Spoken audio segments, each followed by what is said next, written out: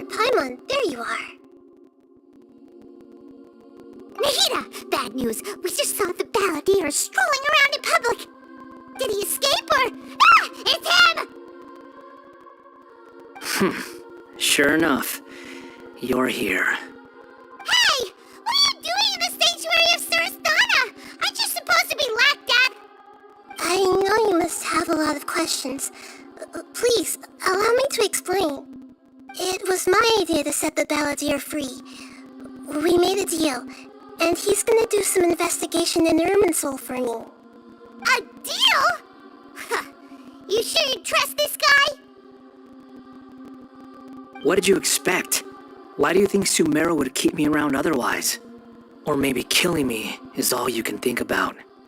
But if that's the case, why haven't you done it already? Don't flatter yourself. It was... Nahida said there's still some mysteries in you to figure out. Ah, so if it were up to you, you'd finish the job? Guess I had you all wrong. There I was thinking you were just getting cold feet.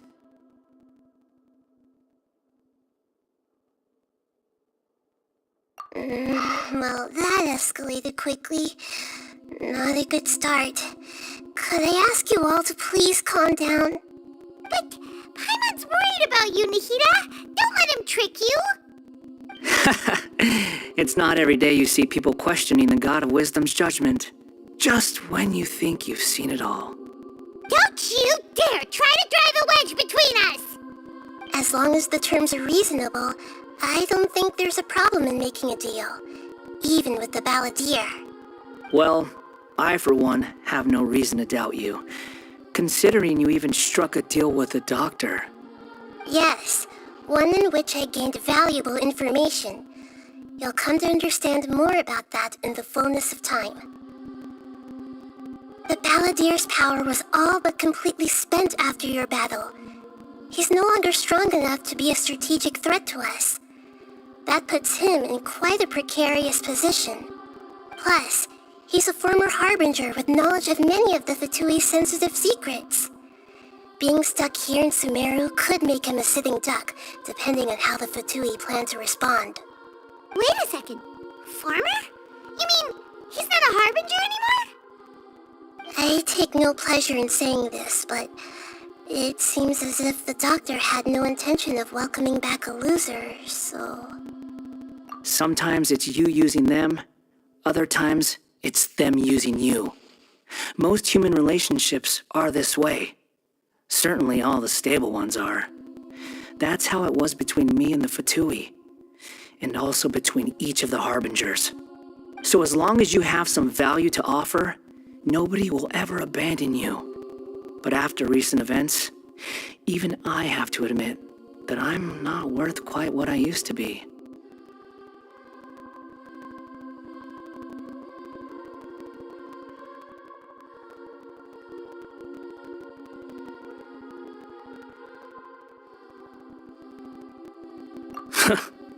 Well, if the Fatui are going to reevaluate my utility, I need to have a backup plan for myself. As we discussed, I don't like causing harm to living beings, and you said you need protection. So, why not join forces with us? I think these two have made their objection to that idea fairly clear, don't you? And they're your friends, so I guess you'll be siding with them. Yeah, obviously! Nahida, don't listen to him! Then let's put that discussion to the side for now. We still have time. Today can be a trial run. Where we go from here will depend on how well we manage to cooperate today. All right, then I'll do what we agreed. Good. Go now, and keep in touch. Nahida, are you serious about this? Yes. I have my reasons for this decision. In fact, I'm largely doing it for your benefit. Yes. As I told you once before, there's information about your twin in Irminsul. Oh, yeah. Actually, that's the whole reason we came to see you today. So, you have an update on that? Mm-hmm. You may remember me mentioning that the Fatui had not included your twin's details in the Descender category. This is an extremely important point. It's possible that the Fatui have other information that even I don't know about.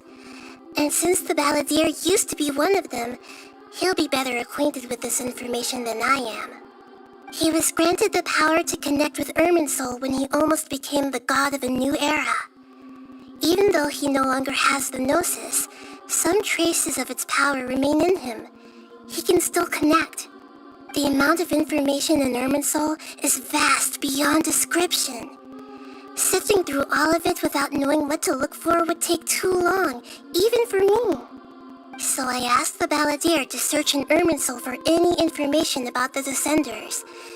He's more familiar with this kind of information and should be able to find it more quickly.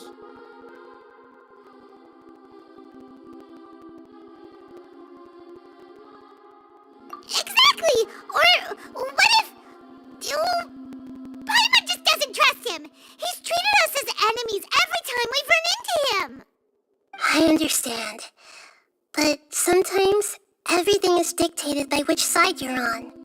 How things will go in the future depends on what information he brings back. And Traveler, I know what your heart desires most of all. Our minds have connected several times before. There is a corner of your heart reserved for an intense longing. A feeling of being all alone in the dark, searching for the one candle whose light still burns. As Sumeru's deity, it is my responsibility to be on guard against the Balladeer. But as someone who counts you as a friend, I want to do something for you. If this deal with the Balladeer can give you the answers you've been longing to find, then it's worth it.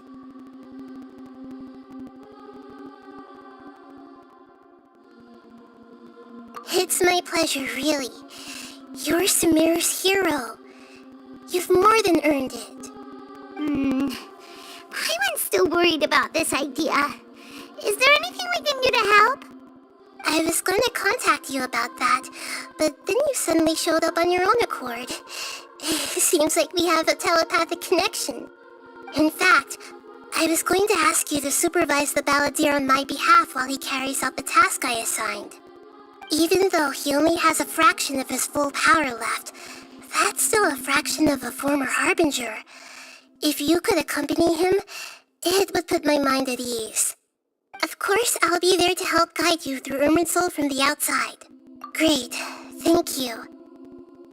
Prepare yourselves. I'm going to transport you into Irminsul.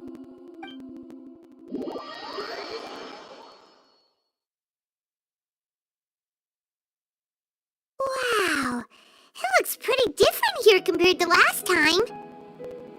The colors are gentler. Guess that must be because Sumeru's at peace now.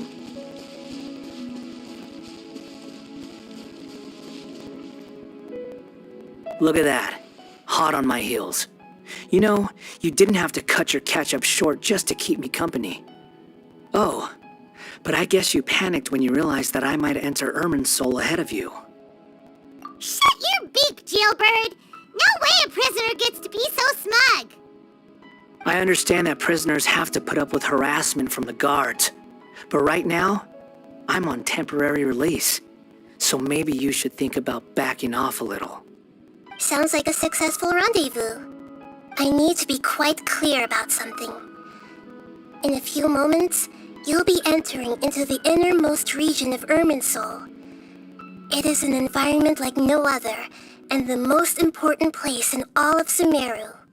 Unlike anywhere else, Irminsul's inner region consists exclusively of torrents of information. You must put aside your differences and be extremely careful as you navigate your way through. I know there are many grievances between you on both sides, but it is essential that you remain calm after entry. This is as much for your own safety as anything else.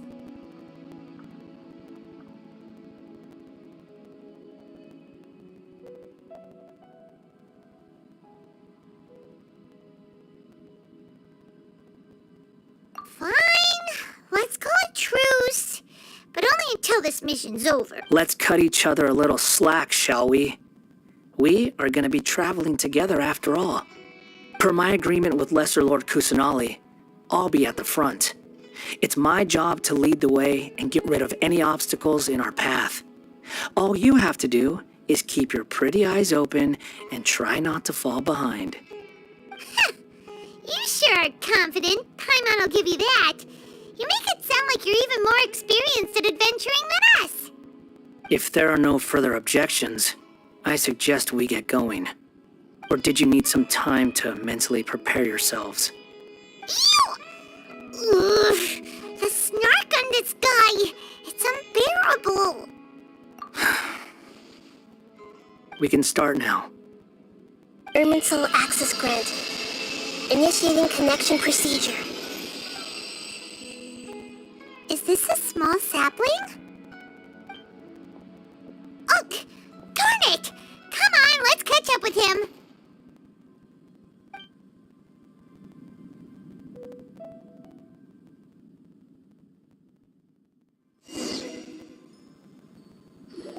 Wow! So this is the inside of Irminsul. Ooh! Paimon's never seen anything like this.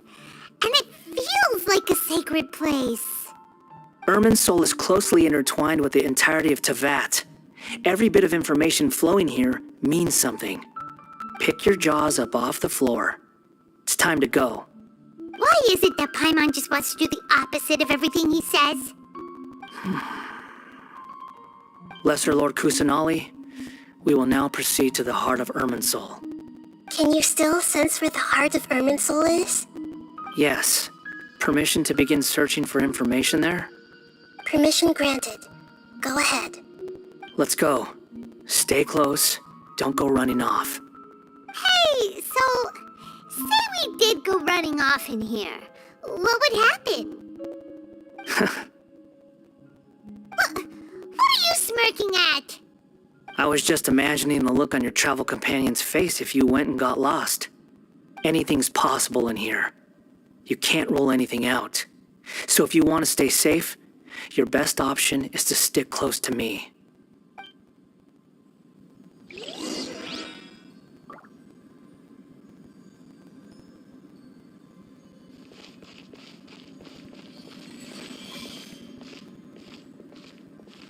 These sapling things have spread out. Those are all packets of information from inside Irminsul. Be careful not to touch them.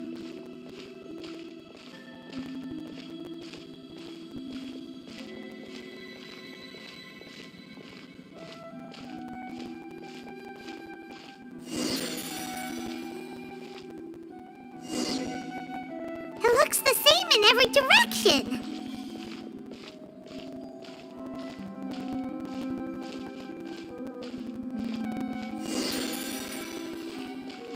No wonder he mentioned about getting lost. Huh. What do you know? He was actually telling the truth. Is he mocking me again? What is it this time? There's a time and a place to lie, but this definitely isn't it. So why don't you relax your guard a little?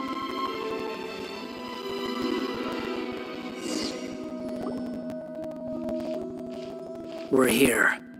What a huge tree!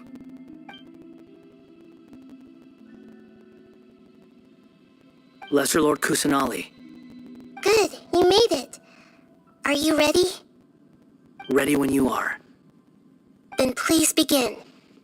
Preparing to access cognitive currents. Establishing waypoint. The Balladier's actually doing what Nahida tells him.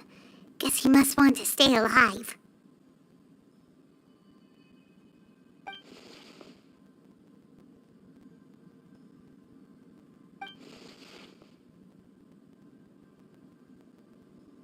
The rest is up to you.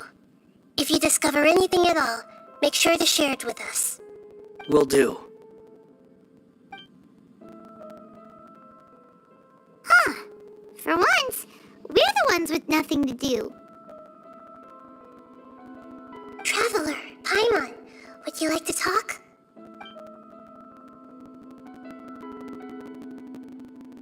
Yes, I've also invited Paimon to join. Huh? What the? We can talk to each other inside our heads?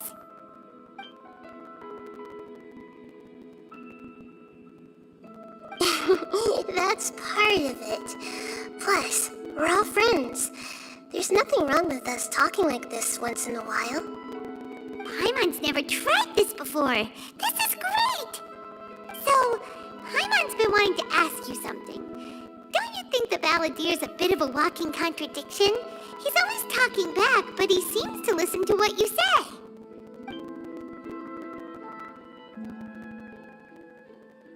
As I've told you before, there are still some mysteries for him to resolve. Things that are clear as day to me, but that he has yet to understand. Perhaps today will be the day that he finds some answers.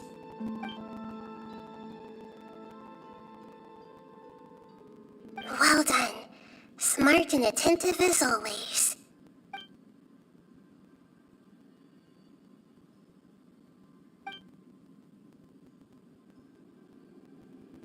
So, you made contact with that part of his mind.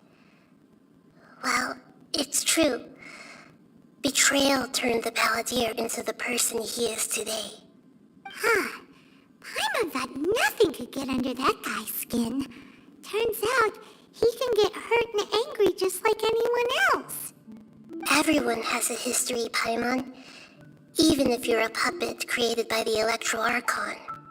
Speaking of puppets, we ran into two people at the Academia today talking about an essay. Turns out their topic was about the Tatara Suna incident. Nahida, do you know anything about that? If you mean the mysterious events, the Kabuki Mono and so on, yes. I know about all of that. Really? Because from what they were saying, it sounded like lots of Tatara Suna's history is still unexplained. And most of the information we have now is just from people filling the gaps with their imagination. At least that's what they thought. Oh? How interesting. Those two managed to deduce quite a lot through guesswork alone. So the Gese got it right? Well, they guessed right about one thing. Tatara Suna was sabotaged. Must be a riveting conversation you three are having. Funny how all the good ones happen when I'm not involved. What makes you think we're talking to each other? Don't insult me. You're having a private conversation without me. Obviously, I must be the topic of said conversation. Of course you do. You can't have your prisoner knowing too much. So, have you found anything yet? Still looking. Don't get your hopes up, though. You and your twin come from outside this world. It wouldn't surprise me if there was nothing on either of you in Irminsul at all. Wait! How did you know about that? Did Nahida tell you? It's not like we've never met before. And anyway, you're world famous. It'd be more surprising if I didn't know a few things about you.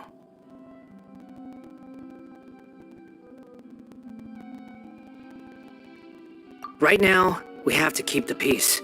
I'm not interested in creating more misery for myself. And making cordial conversation is something I can manage. Huh? Wait.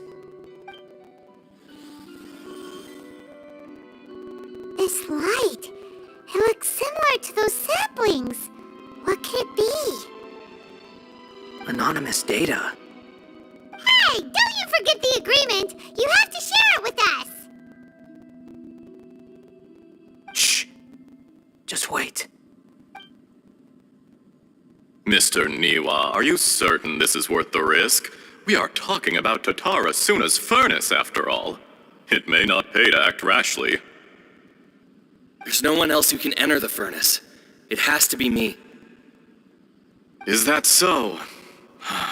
Well, since you insist. It's...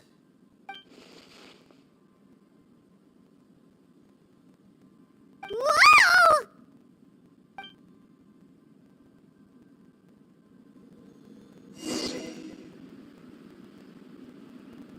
I have been in Tatarasuna for some time now.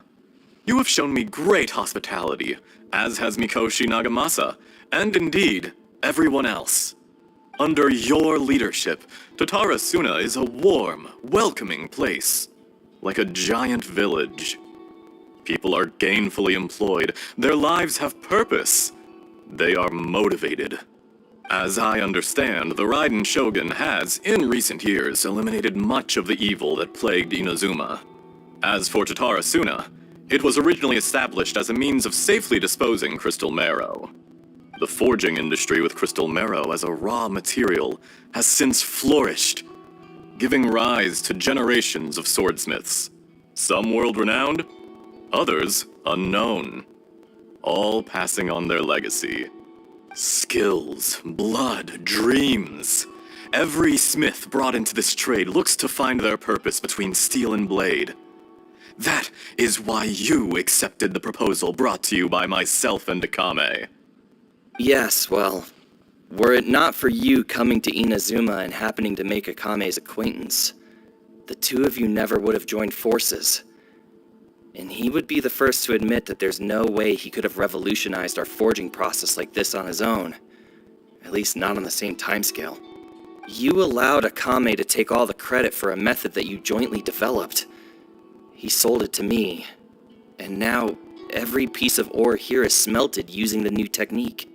Even now, you remain one of Tatarasuna's key consultants, working right here alongside us.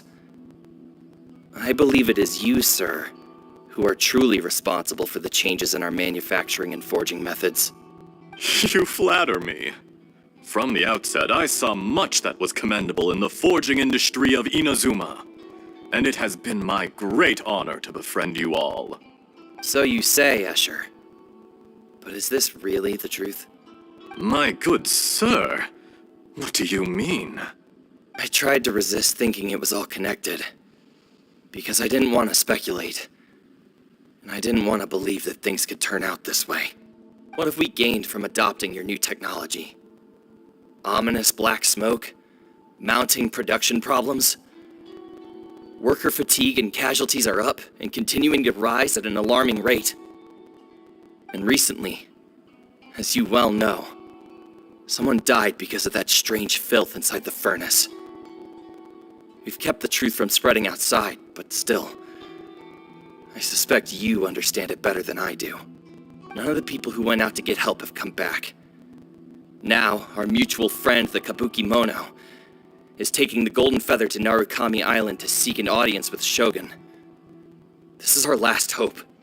But that doesn't faze you, does it, Escher? Nothing does. Otherwise, why would you still be standing there with that smile on your face? I'm just surprised that you finally chose to be so sincere. I'm sure you've been harboring these suspicions for quite some time. Mikoshi Nagamasa may have noticed that there was one common denominator among all these events. Namely you, Escher. But Mr. Mikoshi is more cautious than I. He does things by the book. After all, Nagamasa is the adopted son of Mikoshi Torichio, the yokai struck down by the Shogun's own hand. If he truly seeks to redeem his family's honor, an abundance of caution is well advised. You're well informed on the subtleties of his situation for a mechanic all the way from Fontaine. Are you sure you're not a little overqualified? Why, Mr. Niwa, are you suggesting I find a job as a diplomat? Sadly, I am so very attached to my craft. Enough, Escher. I'm here because an evil force is raging inside the furnace. And someone needs to take your new device inside the high-risk zone so we can absorb it and put an end to the problem. I'm in charge here. And I'm about to take some responsibility and head inside. Probably to my death. But what about you? What are you still doing here?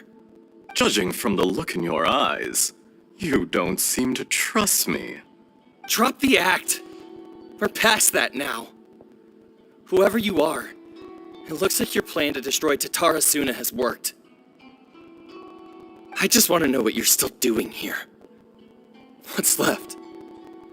Don't you have all your answers by now? Honestly, I'm just waiting for the right moment. A moment like this, where you finish talking and I stop you from entering the furnace. You...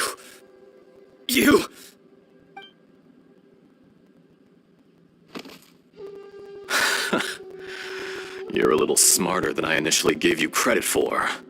I thought I'd disguised myself exceptionally well, at least for the first few days. But to my surprise, you had your people look into my background right from the start. It's a long journey from Inazuma to Fontaine, but that didn't stop them.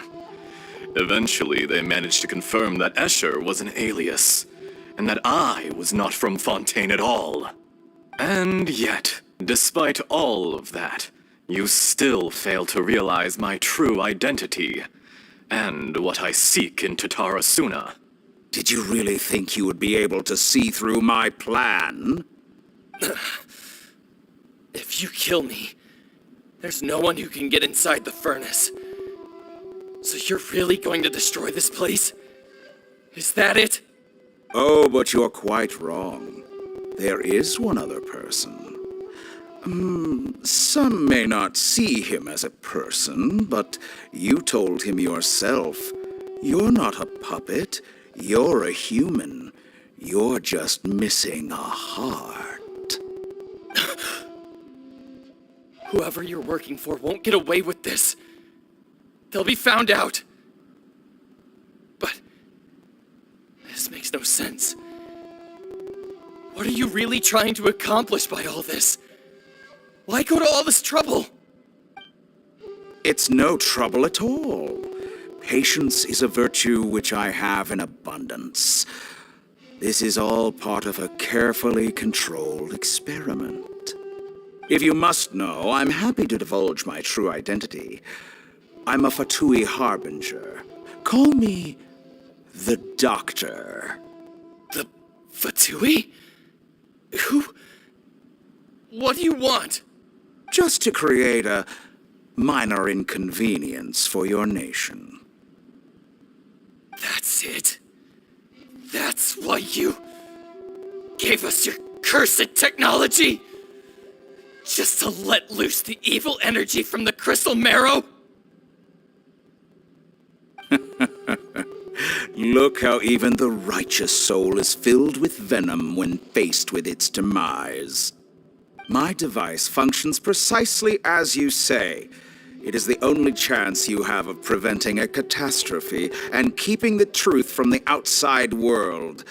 However, I did not make it with you in mind. It is easier for a person to be possessed by evil spirits when they are filled with hate. So give in to your fury. I want to see what happens when a malevolent heart is placed into an unsuspecting puppet. Make no mistake, even without you, that pure, innocent puppet would only end up being used by someone else instead. What other reason would a human have for befriending one who is not of our kind?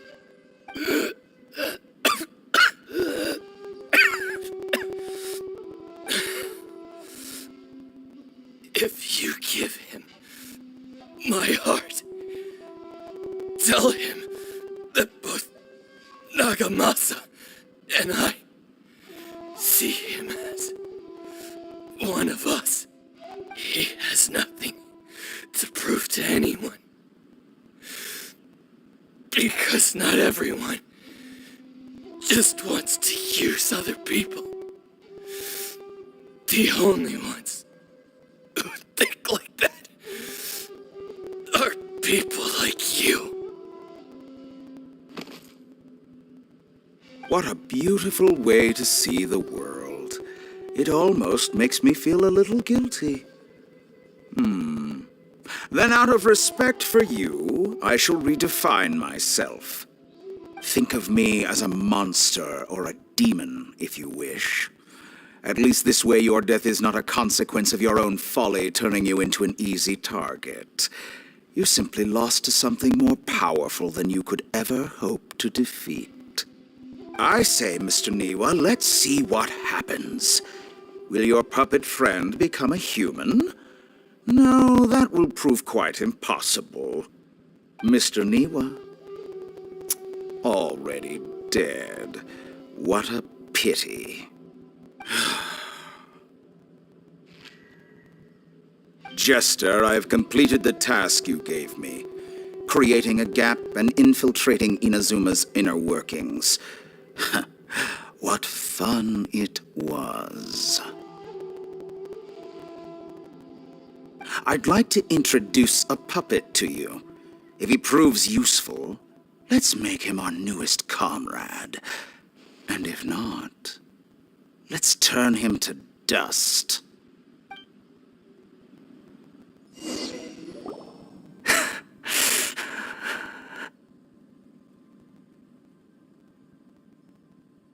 Hey, are you alright? Dottore.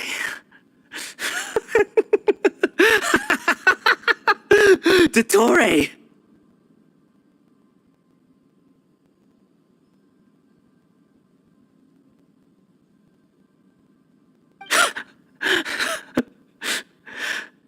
Good. Good. Was that the doctor? Did he turn into a mechanic from Fontaine? But why did we see things from his perspective? When I touched the doctor to confirm whether he'd eliminated all his segments, I read this memory in his mind. You have to admit, it must be the truth. Maybe so, but it means nothing. Does it? But this memory shows that Niwa didn't betray you. He never meant for you to be the one to take the device into the furnace. You know very well what that means. Even more so than I.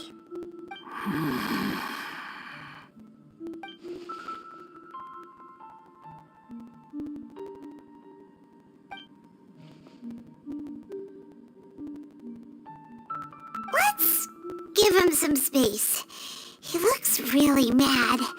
Paimon doesn't want to be anywhere near him right now. We need to give him some time to process his emotions. Paimon's still confused about the Tatarasuna incident. So, the doctor was behind it, but why has that gotten him so worked up? Nobody has ever deceived you like that, Paimon. It's natural that you find it difficult to understand. Perhaps he needed to learn this someday. So now you have the complete picture. Katsuragi took the kabuki mono to live with the people of Tatarasuna. Later, the doctor showed up, disguised as the mechanic from Fontaine. And that's when the trouble began.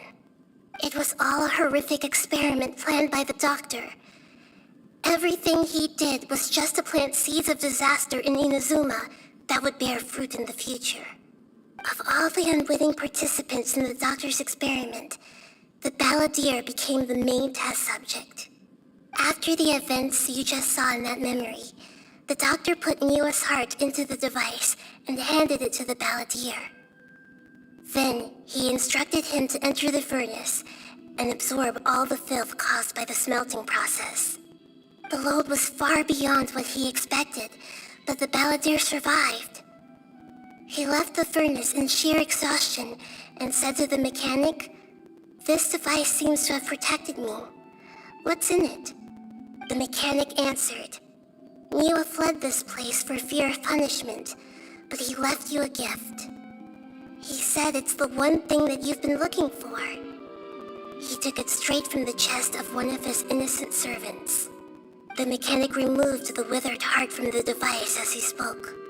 The balladeer was stunned that such unthinkable cruelty had brought him the thing he'd been longing for his entire life. A heart acquired through cold-blooded murder is a cursed thing, but it has protected him from the filth. He thought Niwa had completely betrayed him, and yet this very betrayal had ensured his survival. Overwhelmed with anger and sorrow, the balladeer threw the heart to the ground and left Tatarasuna without looking back. Holy moly! So the doctor killed an innocent man and pinned everything on the victim?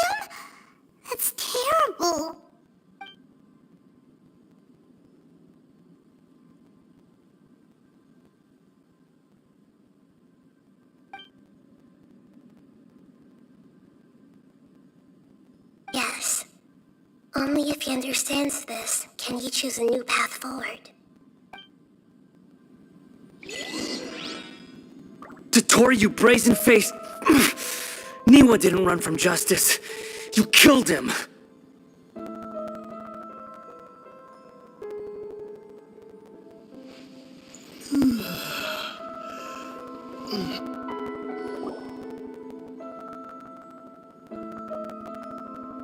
Shall we see how he's doing?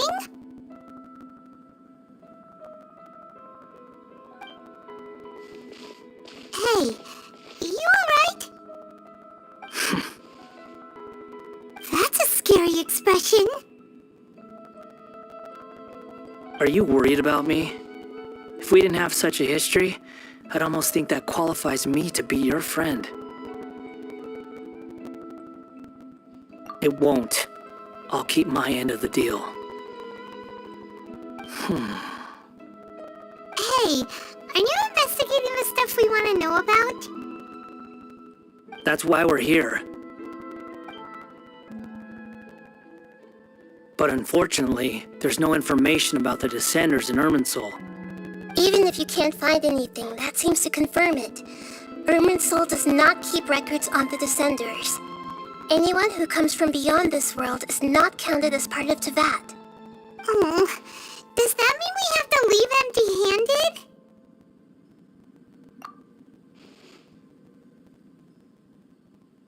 Don't thank me just yet.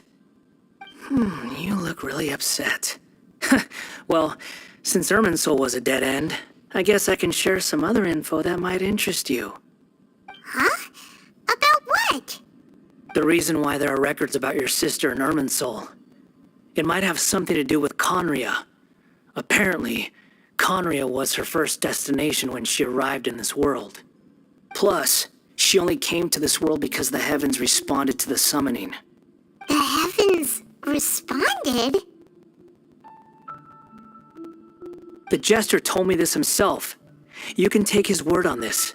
He was a royal mage in Conria, and lived with your sister for a time.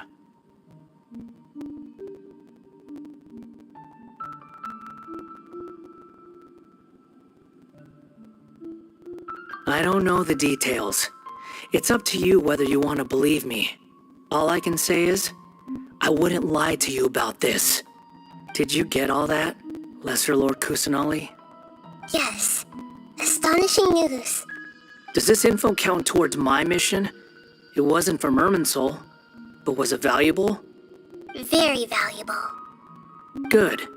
In that case, I'll take some time for myself now. What have you done? Lesser Lord Kusanali was right.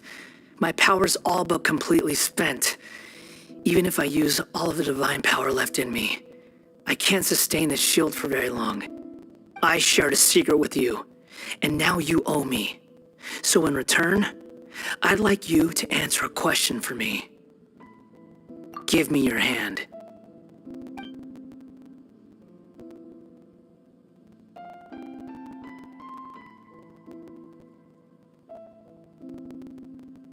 Can you hear my voice inside your head?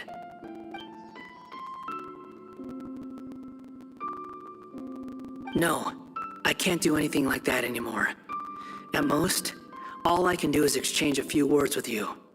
So tell me, in this world, is it possible to change the past?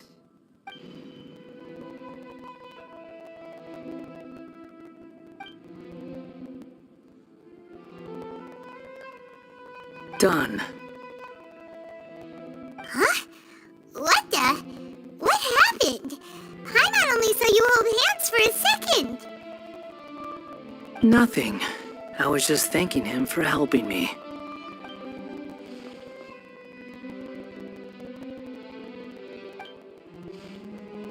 So long. I suggest you get yourselves out of here quickly. Where are you going? Hey, wait up! Didn't you say not to go running off? Fast reaction time. But I don't think we'll be seeing each other again. From this day forth, the names Balladeer and Kabukimono will cease to exist. Those who died in Tatarasuna because of me deserve another chance at life. Hey, Balladeer! Don't do anything stupid! You know, I never did like insects. Hordes of the puny things swarming together can be a real nuisance. And I enjoy nothing more than to stamp them out like the pests they are. But if a colony of harmless ants isn't threatening anyone, I guess they deserve to be left alone. Luckily, everything can be set right. It's time to solve this once and for all. Balladeer! Balladeer! Uh-oh, he disappeared. Come on, we gotta find him somehow.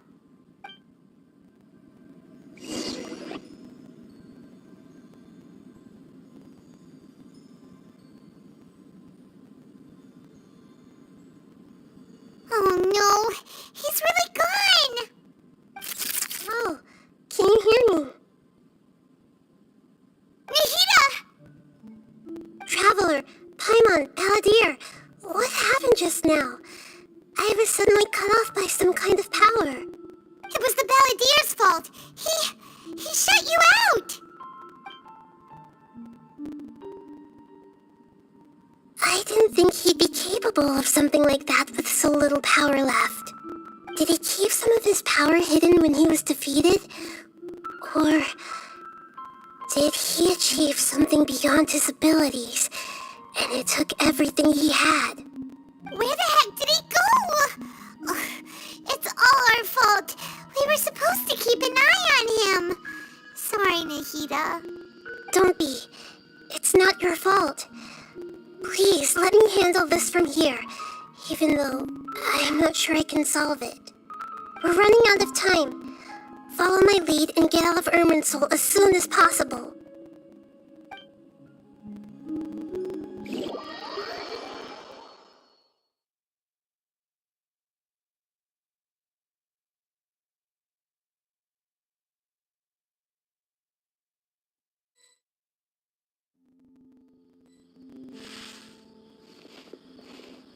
We're out!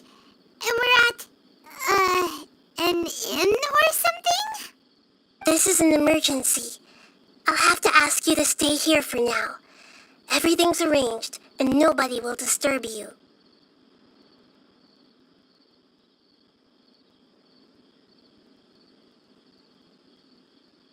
I'm sorry, but this isn't something I need your help with.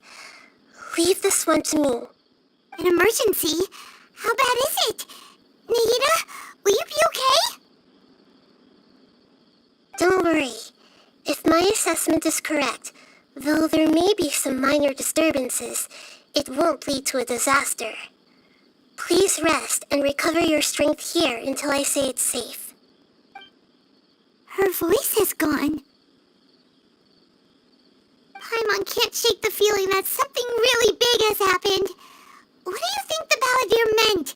And why did he suddenly grab onto you before?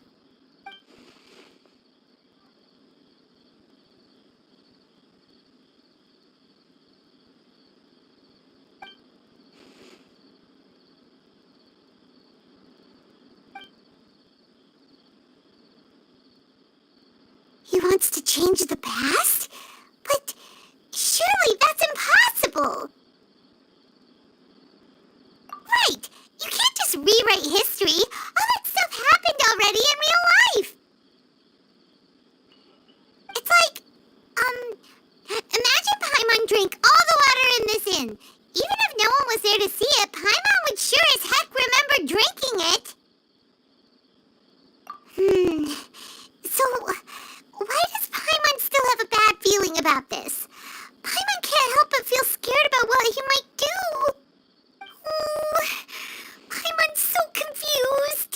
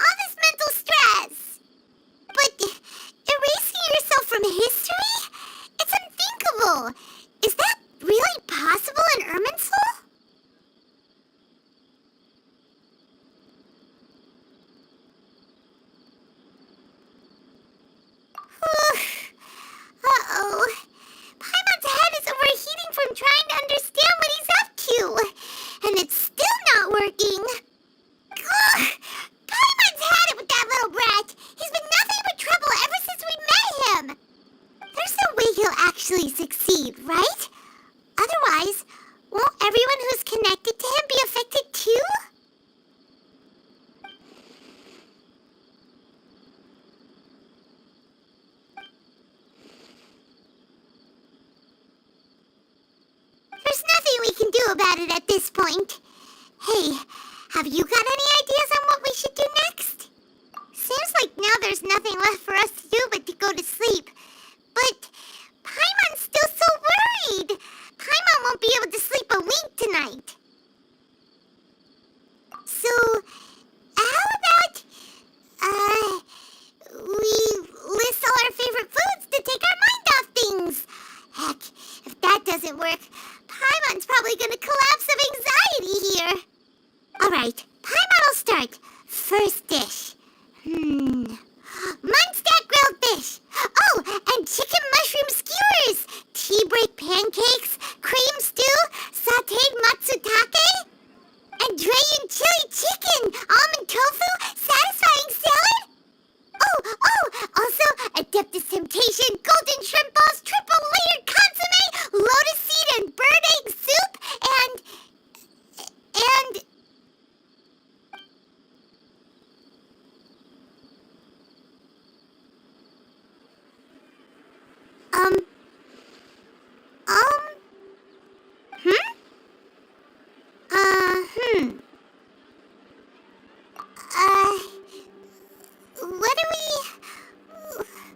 What was Paimon supposed to be doing just now?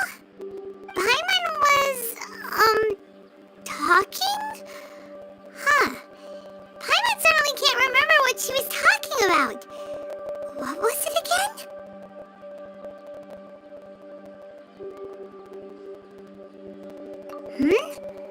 The balladeer? Is that a food too? Huh. Weird name, though.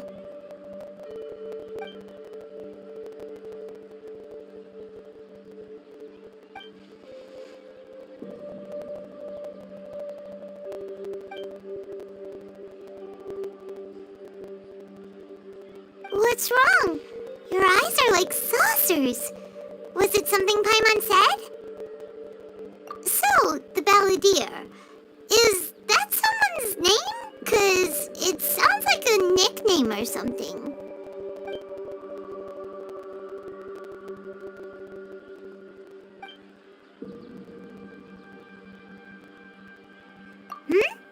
Okay, sure. Where are we going? Huh? Fine by Paimon, but is everything okay? You're acting like this is an emergency.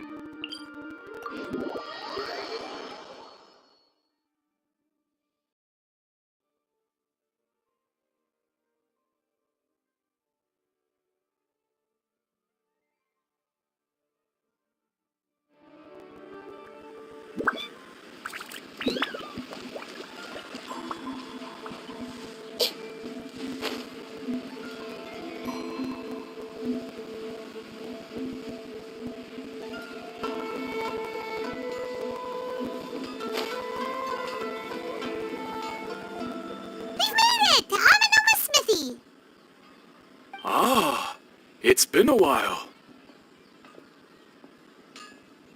Of course. Go ahead.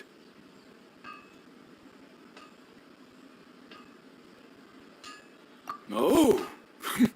Now there's a question I wasn't expecting. Very well. I'll tell you what I know once more. The once renowned Raiden Gokuden, comprised of 5 branches.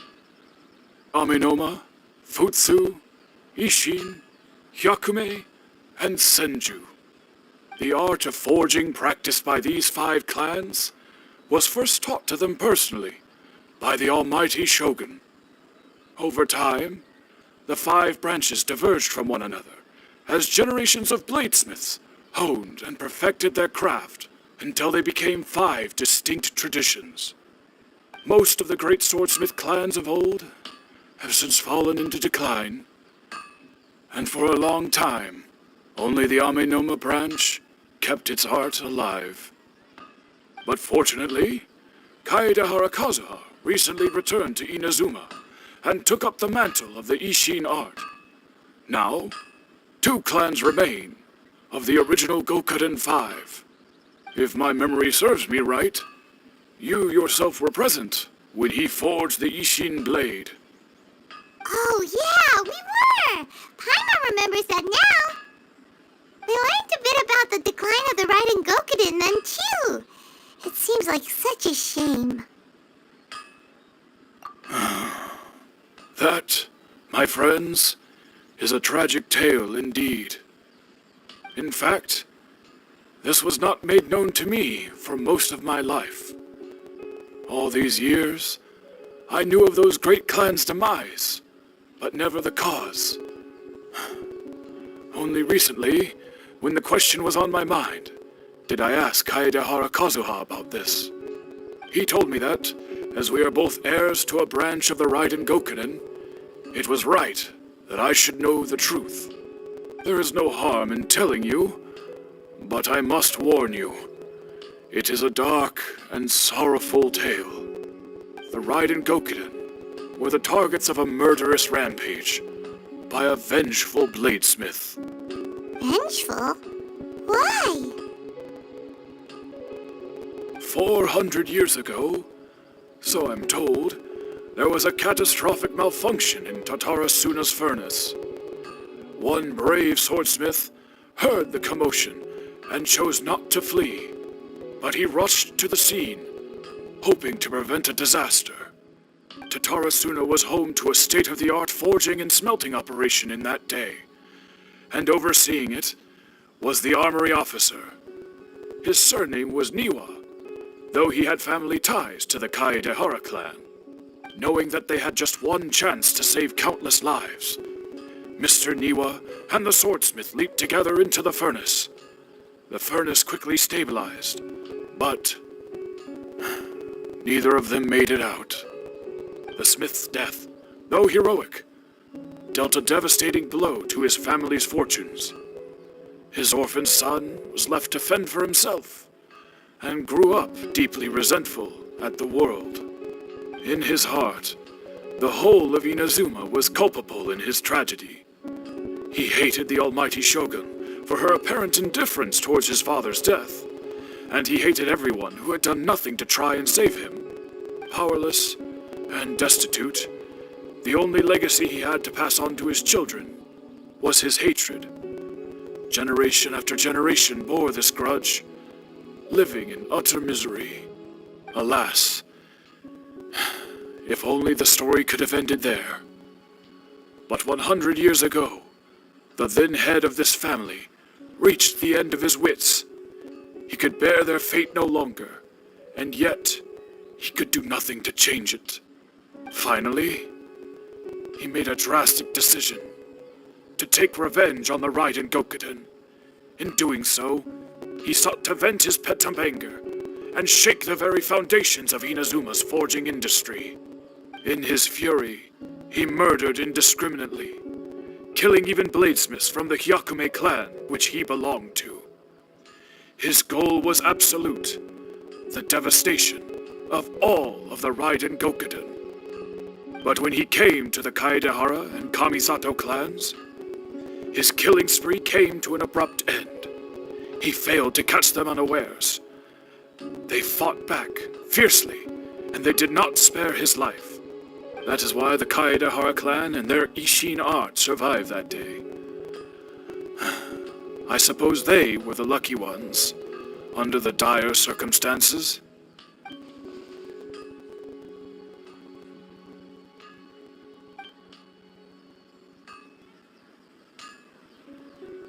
Was there anything else you wanted to ask? Kazuha? Why, yes. Just yesterday, in fact. We spoke for a while over some tea. He seemed well.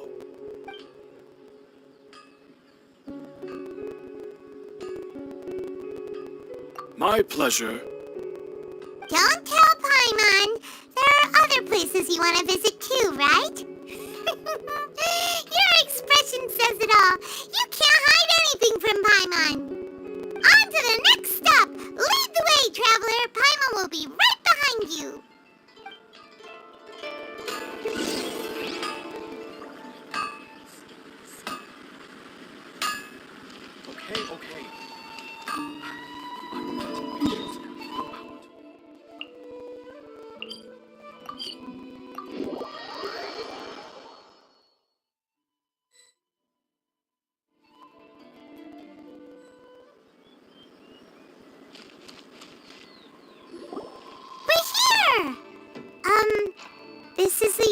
Yashiro Commission's headquarters, so... Traveler, it's been a while. If you're looking for the Commissioner and Miss Kamisato, I'm afraid your timing is unfortunate. They're not here right now. Are they out on business? The Commissioner is out on business, and Miss Kamisato is standing in for some meetings in the Commissioner's place. If it's urgent, you're welcome to wait inside until they get back. What do you think? Shall we go in?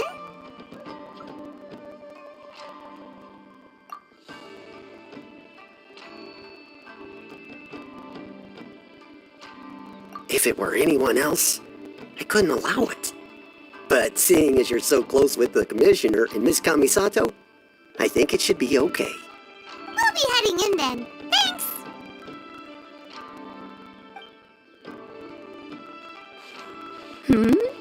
Hello, dears. Is there something you want to say? Of course, traveler. Yes, I know who you are. Miss Kamisato has told me about you. What would you like to know? Oh, they're both very well indeed.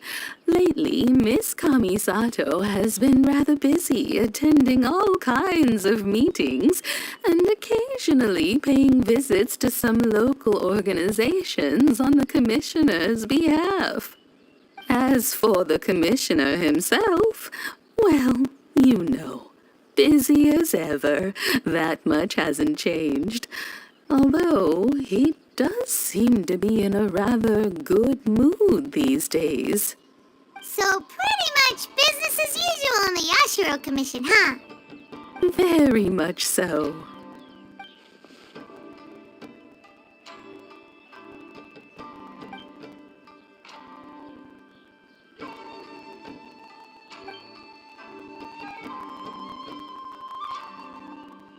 Well, got any more questions? You're very welcome.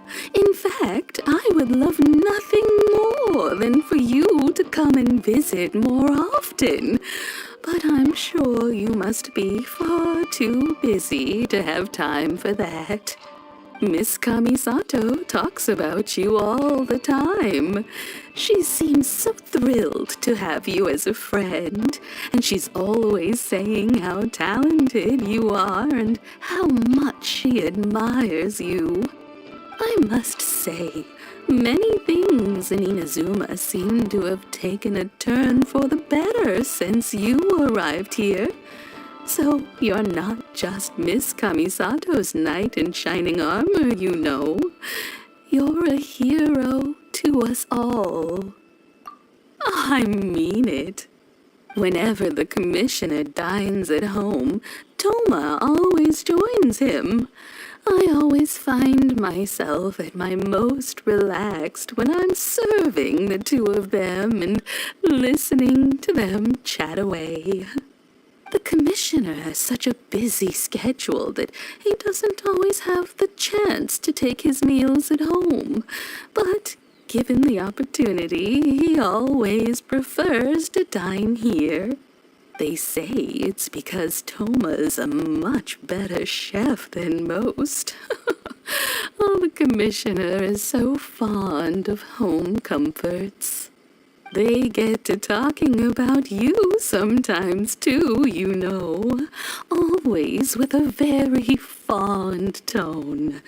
The way one would talk about dear old friends around whom one can truly be themselves. Miss Kamisato occasionally joins them as well. Whenever the whole family gets together and they start talking about people they've met and experiences they've had, you always get a mention. It's been many years now since the late Mr. and Mrs. Kamisato passed away. Much has happened in the Kamisato clan in that time. As someone who is old and gray enough to have watched their son and daughter grow up, It makes me so happy to see them meet a dependable friend whose company they enjoy so much. So, in the future, if you ever do have the time, please know you are always very welcome at the Yashiro Commission headquarters. There will always be at least one old lady who would be delighted to have the pleasure of your company. Wonderful. Thank you. Paimon likes it here too. Also, you were saying something about the food here being really great. Paimon's itching to try it. We may just have to invite ourselves around for dinner sometime. Paimon meant we should come pay a visit again real soon. Ideally around dinner time. Of course. You're always welcome. Alright, goodbye for now. Where are we going next? Great! Goodbye, ma'am! Don't worry, we'll see ourselves out. All right, then. Take care now. Hope to see you soon. Oh, are you two leaving already? Yep, everything's taken care of now. Don't worry. Very well. Safe travels. Goodbye.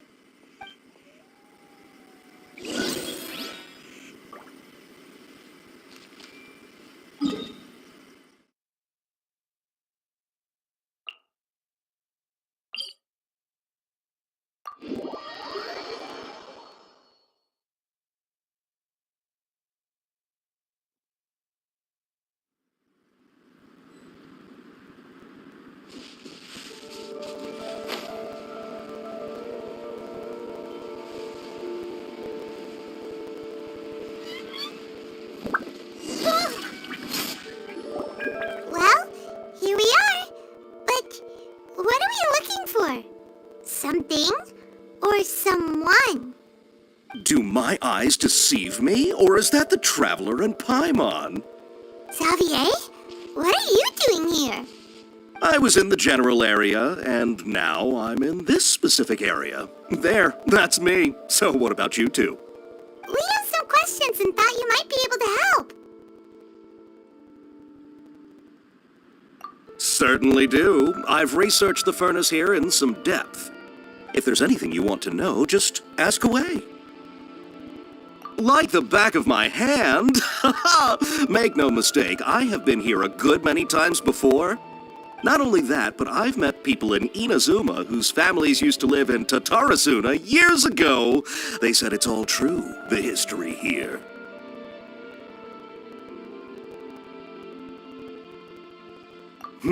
Oh, well, it's a long story, don't you know? The tale of Tatarasuna starts a long time ago. I'm told that its history is one of the most foremost forging and smelting operations in the nation, goes back around 1,000 years. Still, the furnace has had a couple of serious maintenance issues along the way. A couple? When exactly? One was just in the last few years, the other was several hundred years ago. A fun fact, I'm not the first Fontaine tech guy to come and work on it either. There was a guy back then, too. They say he was a mechanic who consulted on a technology upgrade. It seems like the technological collaboration between our two nations goes back a long way. How about that?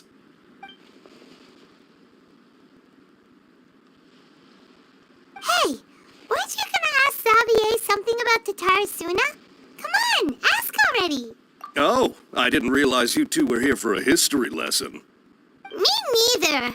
Paimon doesn't know what's gotten into this one today. Feels like we've been preparing for a history exam or something. What brought this on? Did you just wake up today with a sudden burning desire for historical knowledge? Sure, go ahead. A kabuki mono? No, I can't say that I have. I do know the word, Inazuman for those eccentric types who always go around dressed to the nines. Just the sort of person that I'd like to meet, actually. But sadly, I've never had the pleasure, nor have I come across anything to do with a kabuki mono where Tatarasuna is concerned.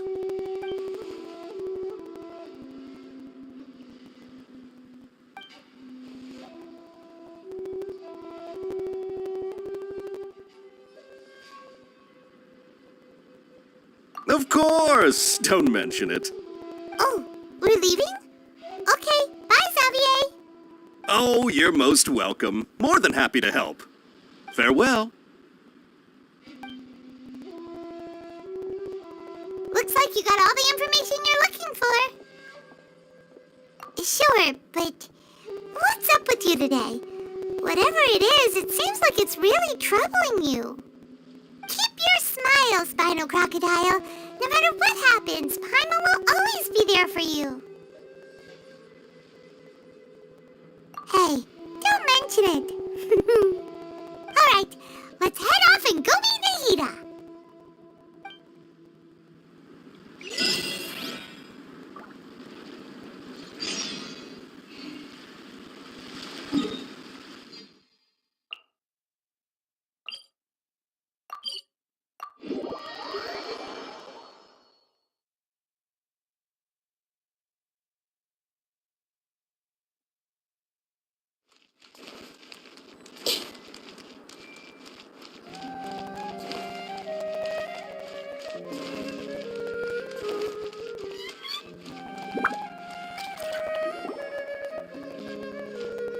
Hey, it's them!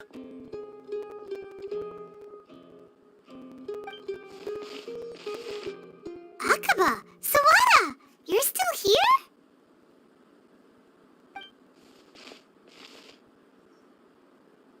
Indeed we are. If you have a moment, we'd love for you to join us once more. We have time. What do you want to talk to us about? It's the same topic we discussed last time. Obviously. Still looking for more info about Tatara Suna, huh? Should we join them?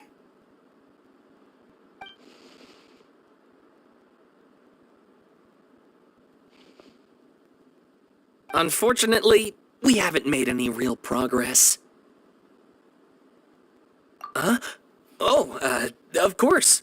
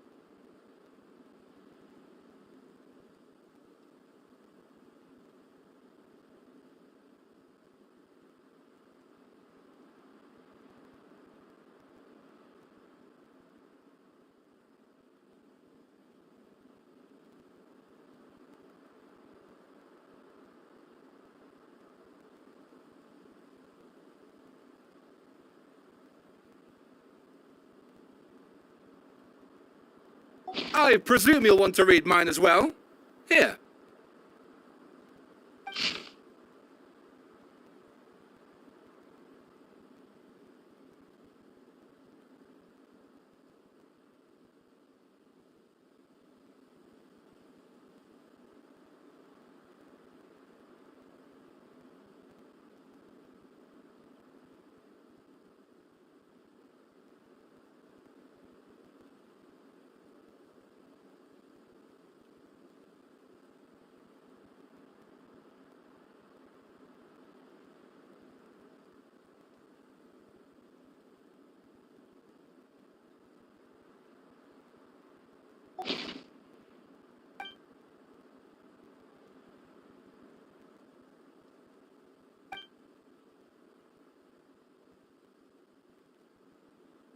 Well, what do you think? Hey, Traveler, remember how last time Akaba was saying how you wish you could gather more information about all this? Well, we just got back from Inazuma, so how about we tell them what we learned? What did you find out? Something big? It's a long story. Basically, we have some friends in Inazuma, and...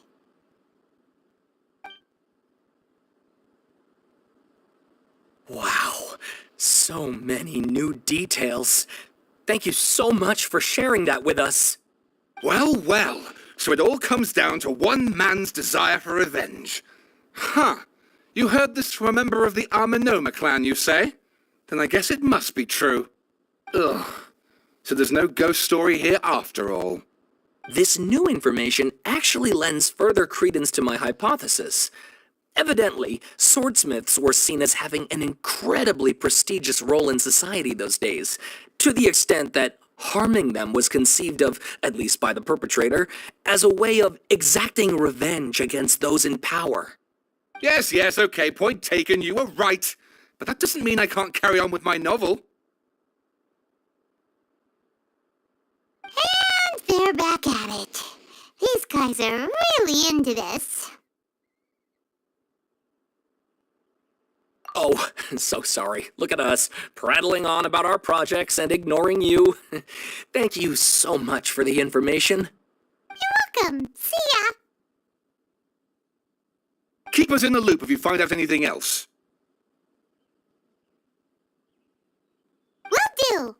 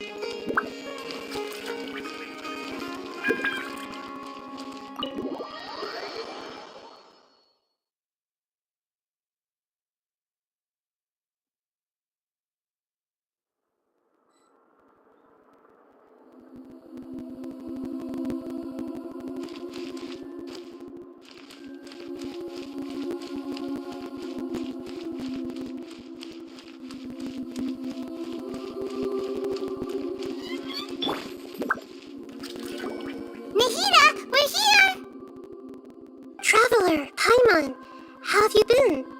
Ugh, where to start? Paimon hasn't had a moment's rest this whole time. That night, we ended up chatting until suddenly the sun was up, and then he decided he wanted to go to Inazuma.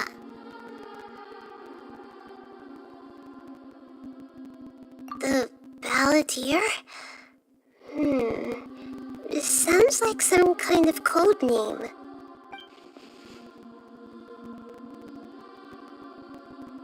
You look troubled.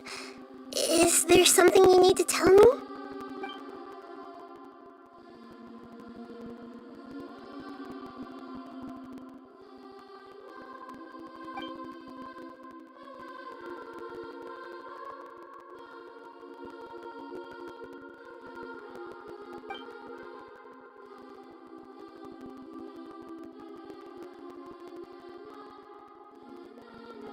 Traveler?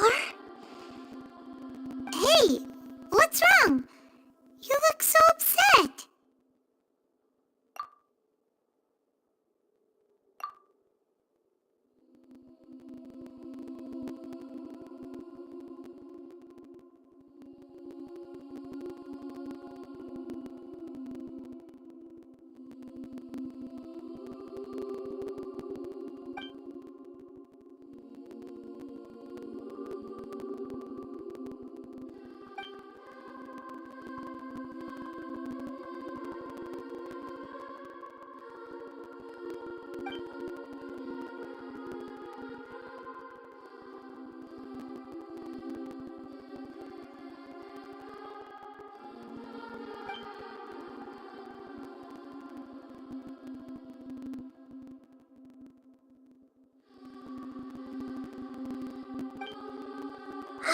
That's quite a story.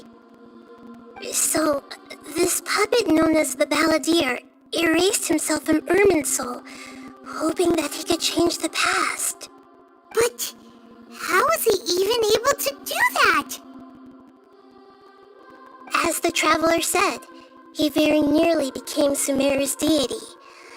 Admittedly, I remember it a little differently.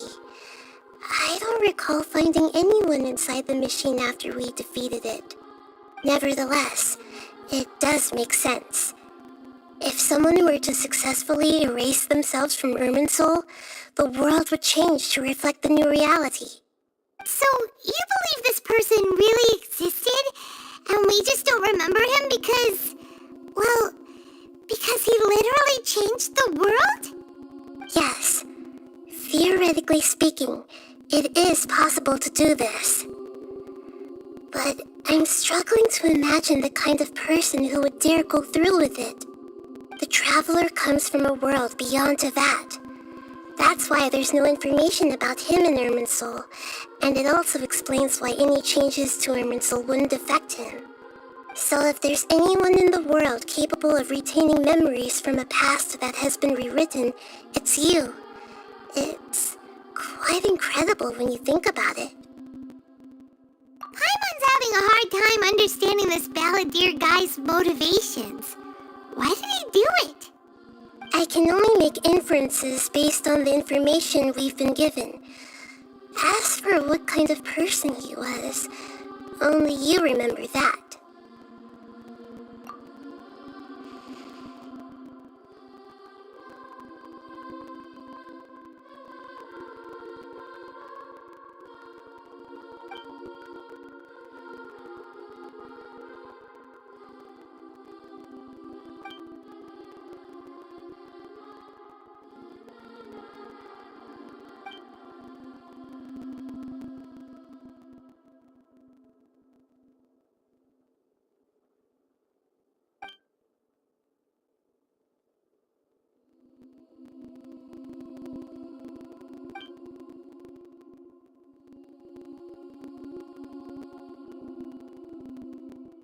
Something else worrying you?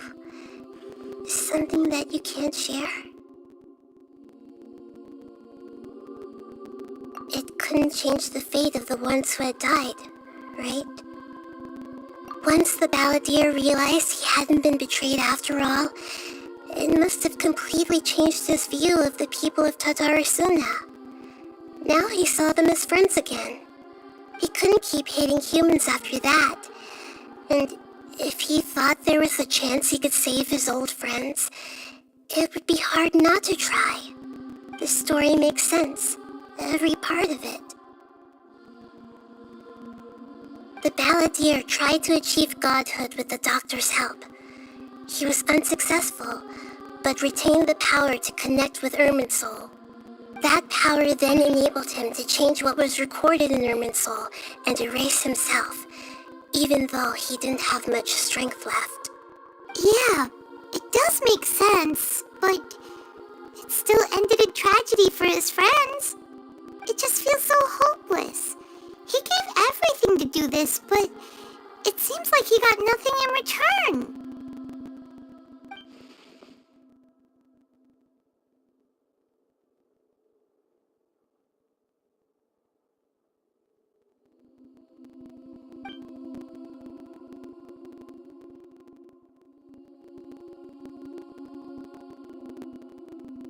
Please wait a moment.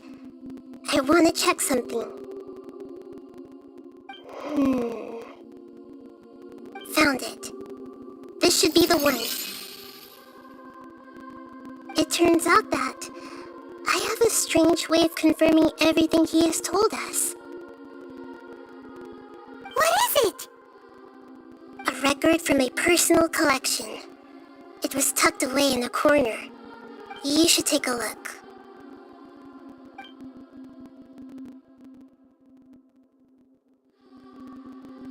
Is this a fairy tale? Who wrote it? I authored this record myself. Huh?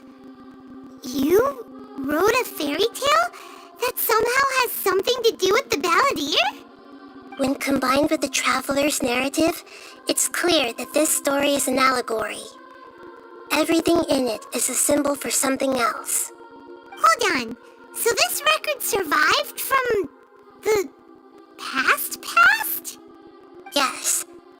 Any information about the balladeer or the kabuki mono and other records will have been changed. But I wrote this story in a way that means it was left intact. Changing the information in Irminsul changes Tevat. But Irminsul can't change information that was well hidden in advance. I guess I must have written this story as a backup before the Balladeer entered Irminsul. That's incredible! What a great idea! And sending the Traveler into Irminsul with the Balladeer must have been a further precaution. I knew he'd remember everything. This story is abstract enough that it still resonates with the present information recorded in Irminsul. But if we connect all the different pieces together, the true story that emerges is the one he told us, the now erased life of the Balladeer.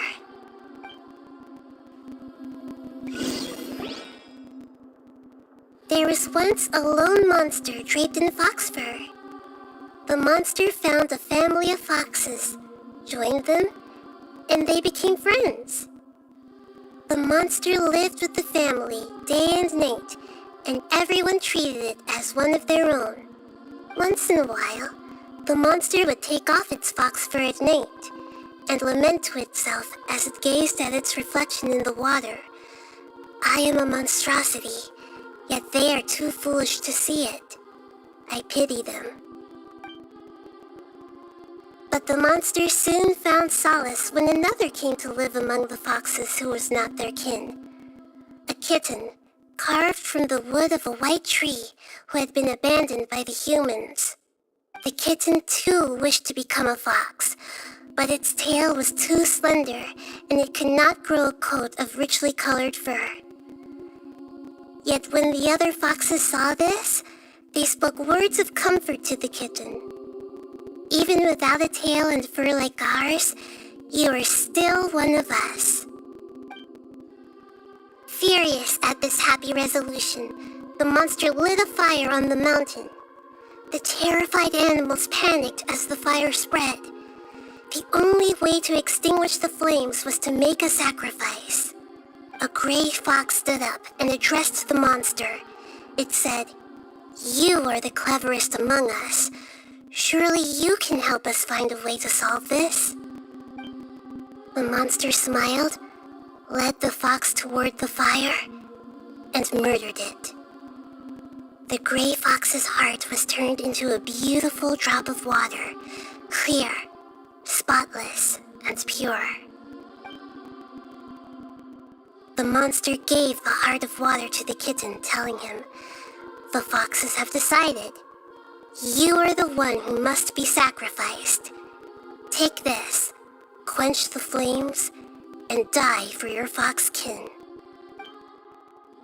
The fire was extinguished, but the kitten lived. It left that side of the mountain and found a little bird who had a broken wing. The two promised they would spend their whole lives together, but the little bird did not have long left to live. It passed away soon after. After burying the bird, the kitten left the mountain for good. Never again would it cherish a single creature nor a single blade of grass that stood on that mountain. The kitten spent the nights wandering aimlessly, gnashing its teeth at the moon. How it wished to swallow the moon and devour the moonlight.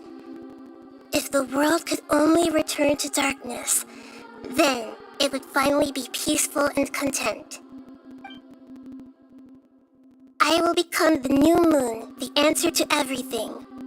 Then, no one will know that there were once birds, foxes, and cats in this world.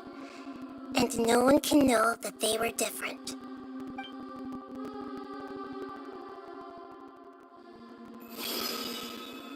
We solved it!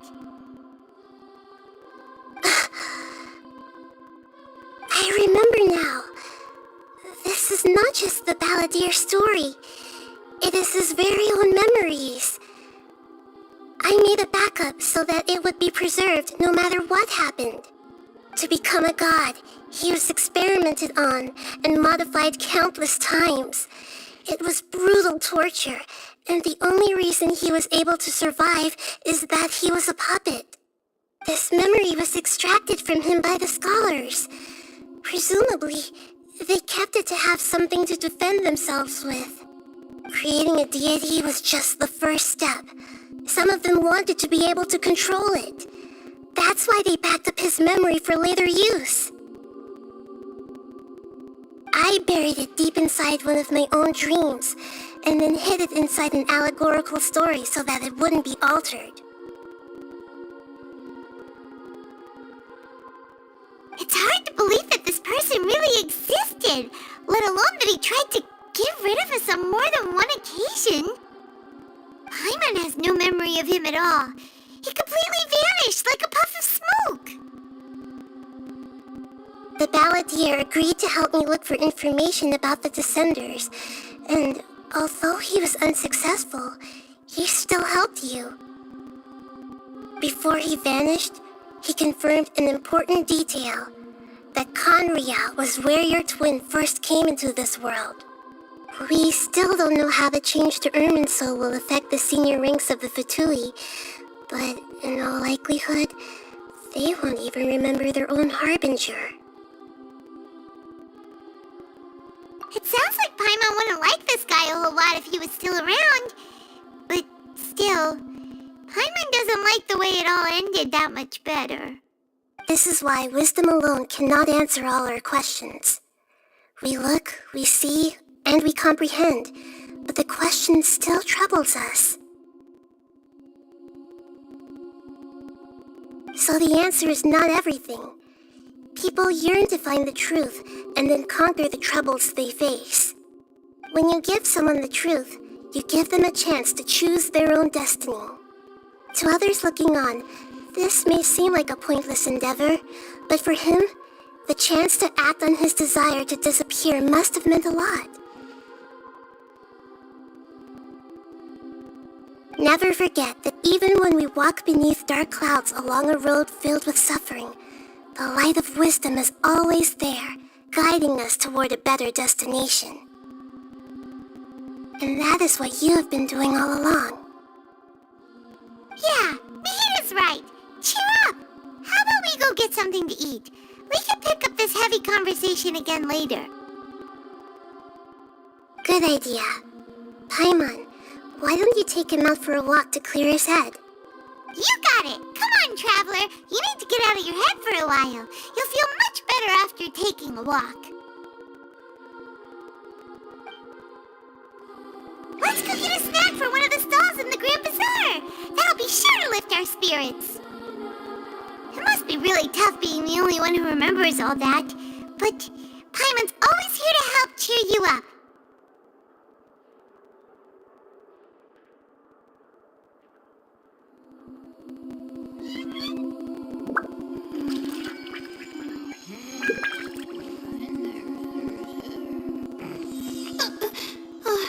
How did I do that?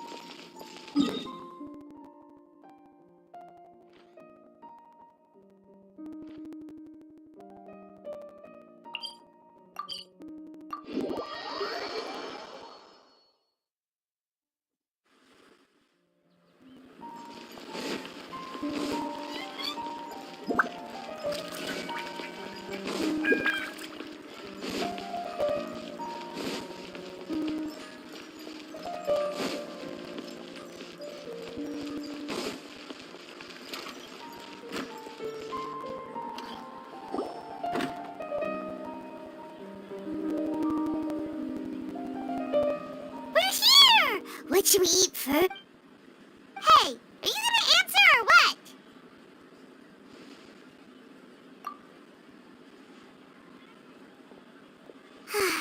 Alright, whatever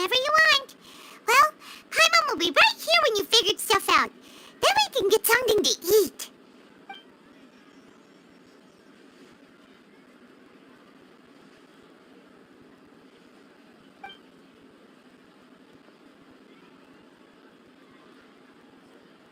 What is it? Have you figured it all out?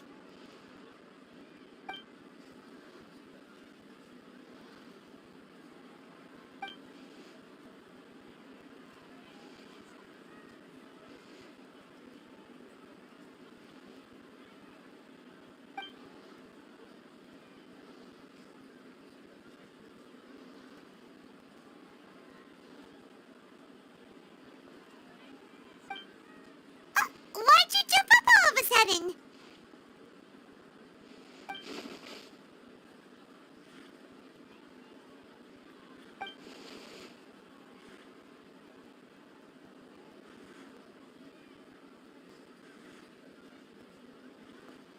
Excuse me, boss. There seems to be a small problem with the last bill. Look, here.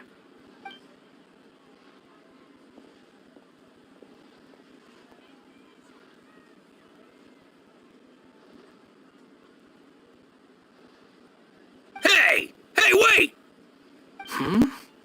You mean me? No, not you. That kid. Didn't you see? Little rascal grabbed my last 2 fresh Sunsetias and ran off.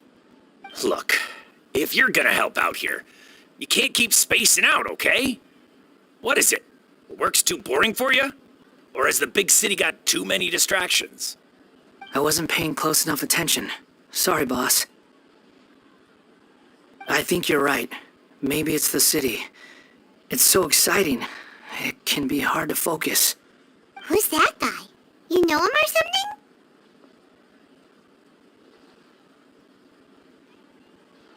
He's who?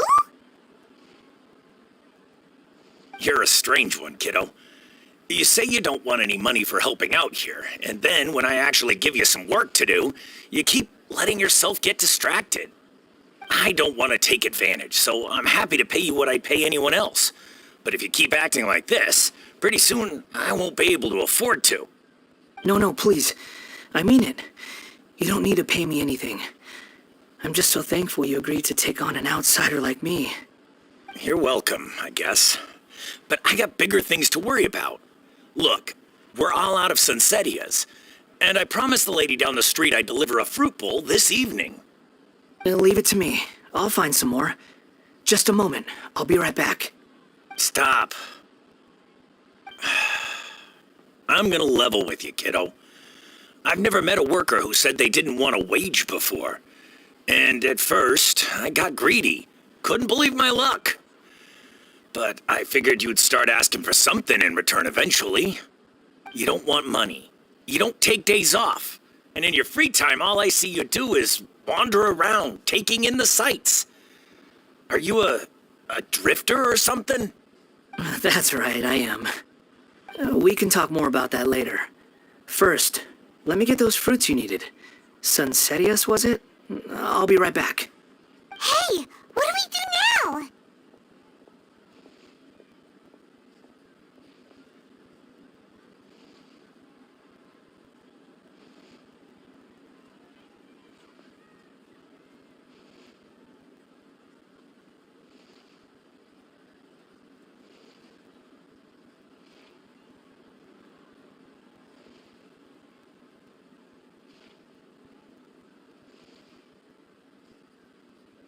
Okay, stay out of sight. Don't let him see.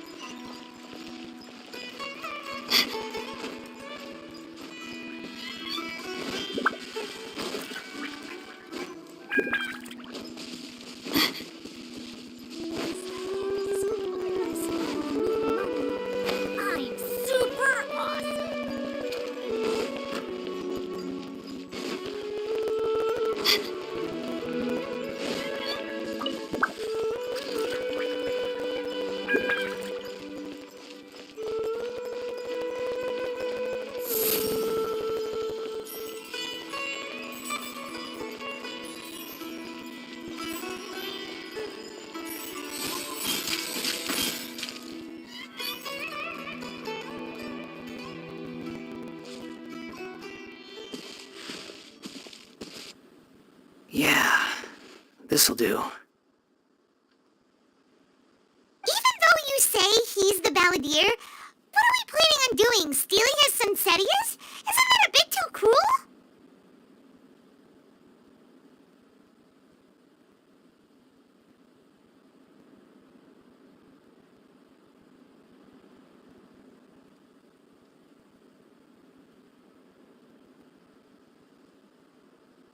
Oh, all right.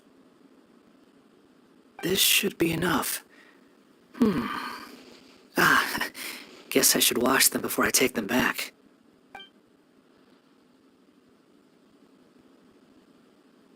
Huh? You two over there. Is there something I can help you with? He spotted us! You've been following me all the way from the city. I'd have to be blind not to notice.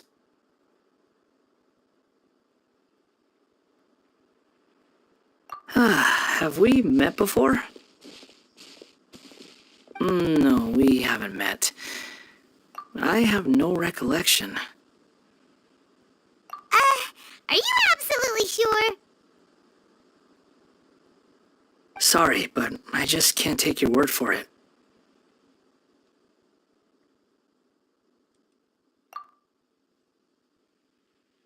A puppet? What makes you think that? Huh? You were right! The look on his face! I guess you do know me after all. That is not something I share with a lot of people.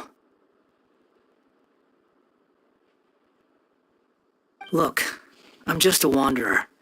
But seeing as you've gone through all this trouble to track me down, I'm sure whatever it is must be important.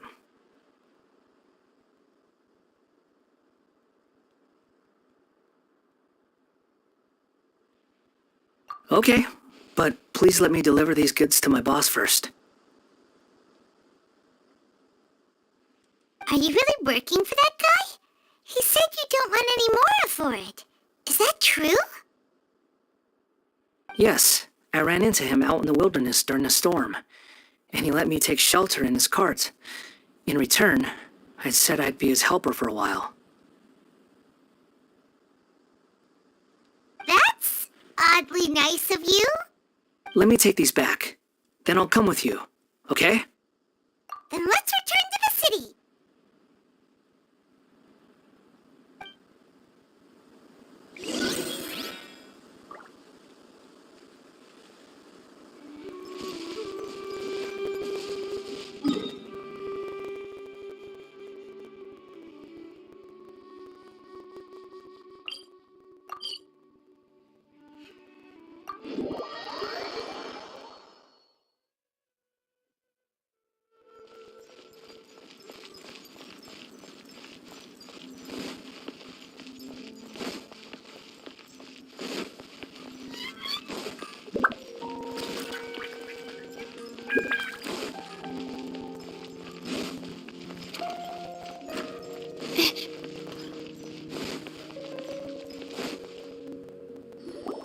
Here you go, boss. I'll leave them right here. Oh, you really went and picked some more. Who are these two? Something's come up, and they need to borrow me. Sorry, boss. I'm afraid I'll be away from the stall for a while. I was just about to pay you anyway. Go wherever you want, kid. Don't waste your time here. What? I get it, okay? You just wanted to help me out, to thank me for giving you shelter from the rain that day. Even then, I don't understand why you're so adamant that you don't want any pay for it. But look, it was pouring down, and there you were, sauntering along without a care in the world, like you had nowhere to be and didn't even care that it was raining. Imagine you and me for a second. It's a little weird, right? Why is this guy traveling during a rainstorm if he's not trying to get somewhere? And why is he taking a shortcut through the open country if he's not even in a hurry? But anyway, taking you in didn't put me out even slightly. You don't owe me a thing for it. Certainly not all this. Your time is valuable.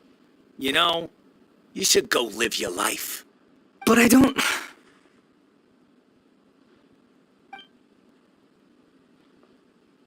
No, you're right.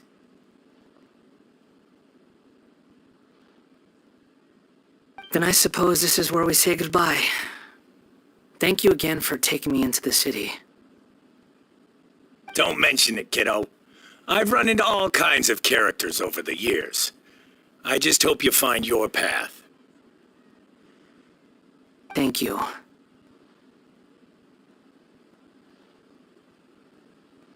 All right, done. Thanks for waiting for me. We can go now.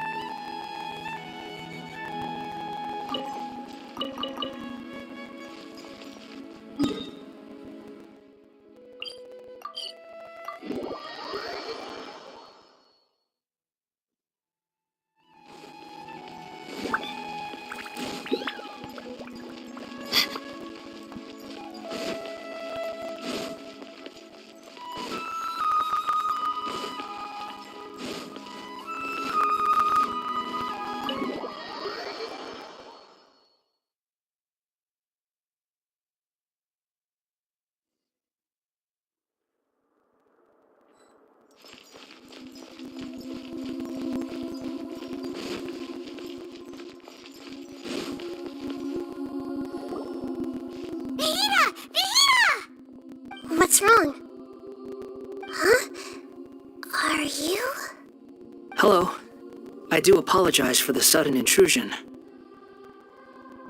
We found this guy in the street, but he doesn't seem to remember anything. So, yeah, quite an eventful walk.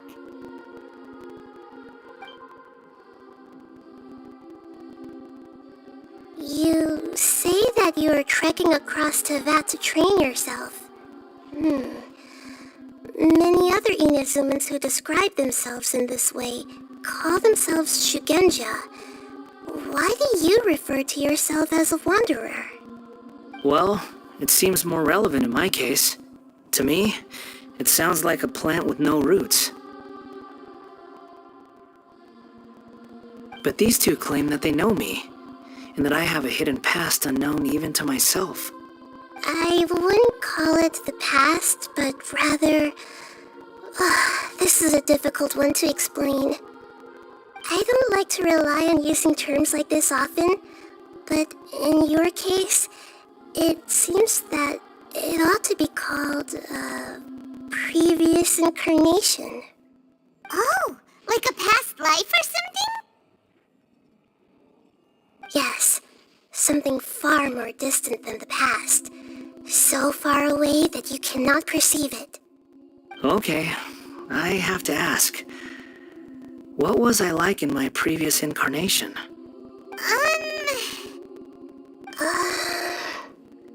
Oh, okay. I see. You want to tell me, but you can't bring yourselves to say it. Looks like I didn't have the most wonderful existence in my previous incarnation.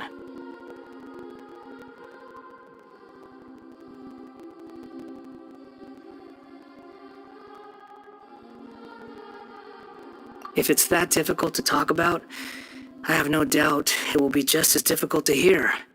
But I'll be able to handle it. Please, tell me the truth. Is truth something you care a lot about?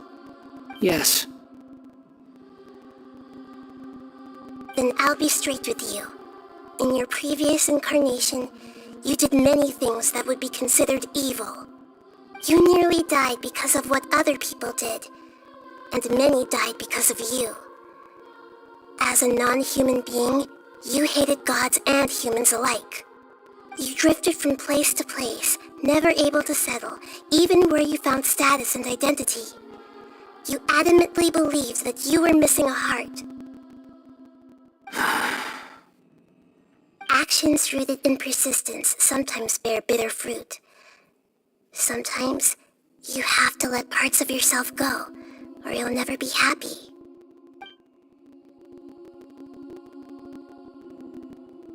I gave everything I had, but it barely changed history at all. In terms of the outcome alone, that's true. I don't think I can judge everything I've heard purely in terms of right and wrong. Each choice a person makes belongs to a specific place and time, a chain of cause and effect, a cycle of karma and consequence. That is the nature of truth. If one thing is right, its opposite must be wrong. And yet, dichotomies like this are not enough to explain the world in all of its complexity. It seems like my previous incarnation wasn't the most likable individual. We're not trying to hurt your feelings or anything, but yeah, we weren't your biggest fans.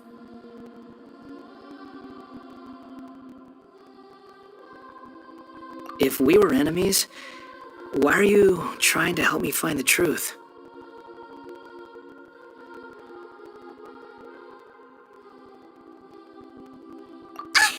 This is so frustrating!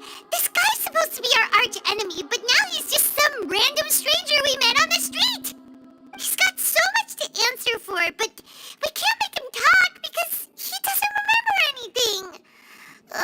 What a weird situation. Lesser Lord Kusanali, as the god of wisdom, I trust that everything you told me must be true. Yes, it's all true. I can even show you the memories themselves, if you're willing. Please, I want to see them for myself. I want to experience my own transgressions. Even though it will cause your present self great mental anguish?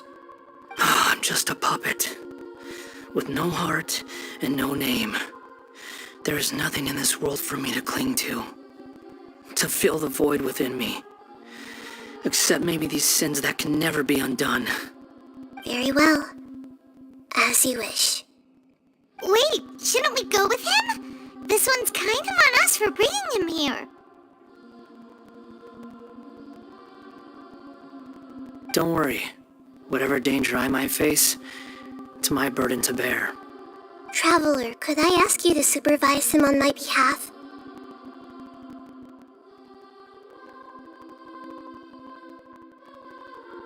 Oh, good point.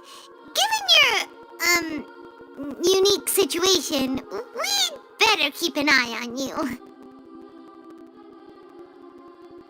Understood. Thank you. Now, prepare yourselves, everyone.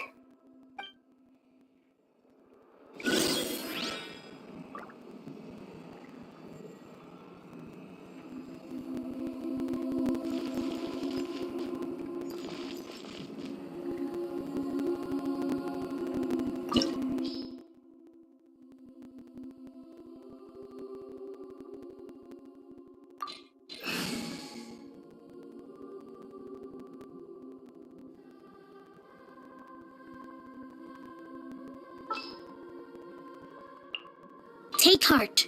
Victory will...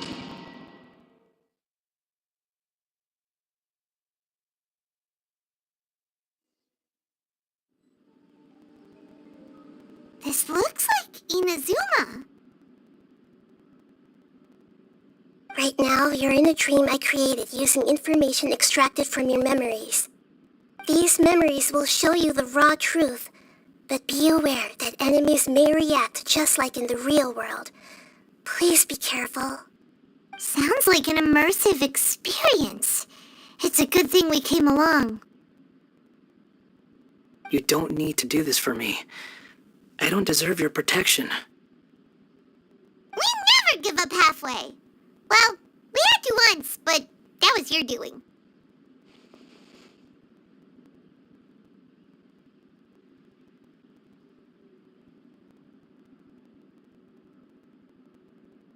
All right. Thanks.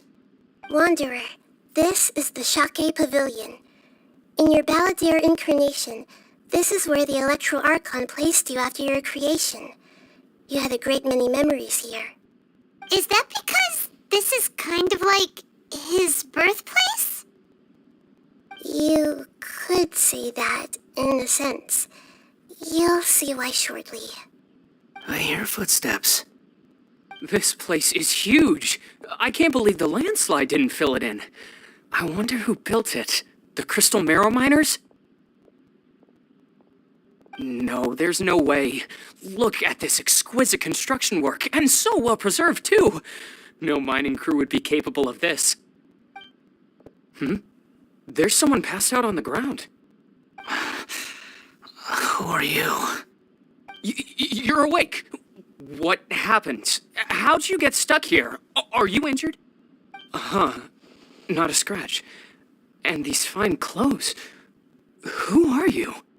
This man is Katsuragi, deputy to Torichiyo's adopted son, Mikoshi Nagamasa. He found the balladeer in Shake Pavilion and took him back to Tatarasuna. And the rest is history. Well, it used to be. In the original version of events, Katsuragi was ultimately killed by Nagamasa. Let me get you out of here. Our people are nearby. Hang in there. During the Tatarasuna incident, Niwa was murdered by the doctor disguised as a mechanic. The balladeer, then known as the Kabukimono, disappeared not long after. As the second in command at Tatarasuna, responsibility for what had happened fell to Mikoshi Nagamasa.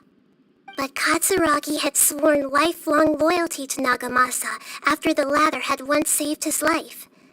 At Katsuragi's insistence, Nagamasa killed him to put an end to the Tatarasuna incident.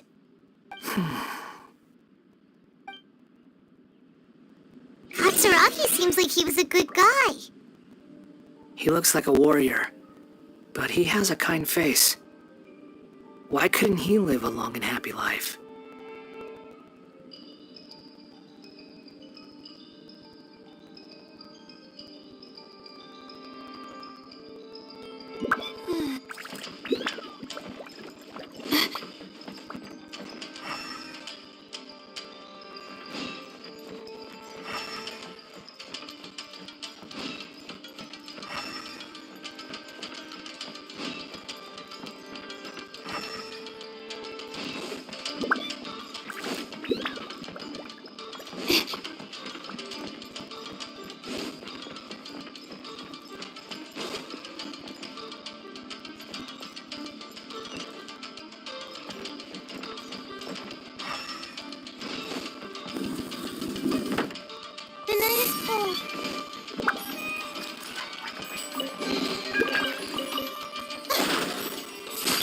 Brace yourself.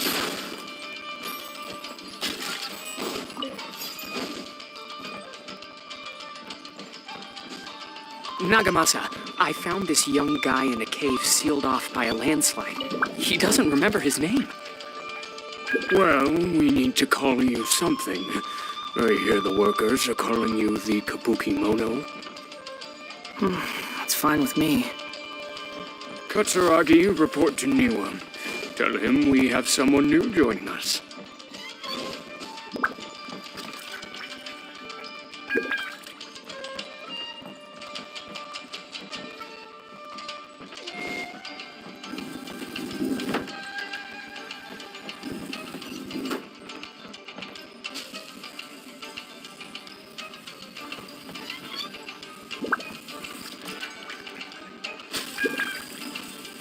Not now.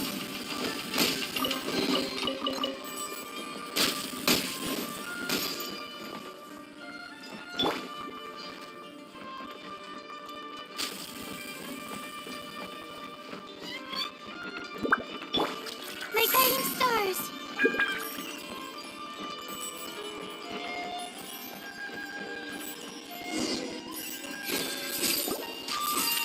Huh? What are we doing back here? Whoa, this is where you were born? It's pretty, but there's nobody here. I was abandoned, like you. I lived here for a while at first, but there's nothing for us here. We can't stay. Okay. I heard my mom and dad used to make swords, but the factory manager died, and then my dad got sick.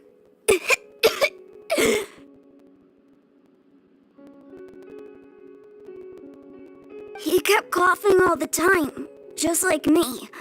Then Mom started coughing too. But you can't. You promised me. Yup, we're family now.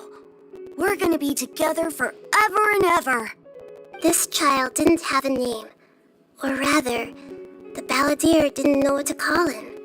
His father died before he could name him. After his mother died, the child stayed in their straw hut alone. Some of the neighbors helped to raise him. After leaving Tatarasuna, the balladeer ran into this child who didn't have a name, just like him. They made a promise to live together. What happened to the child then? He died from his illness while he was still very young. The balladeer came home one day and found that he had stopped breathing. Hey! What's wrong? Say something! You promised me we could be family! You're no different from Niwa and all the others. You betrayed me too.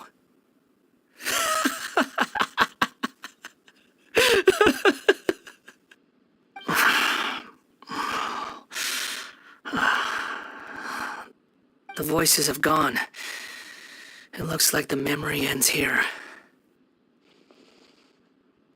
Let's keep going.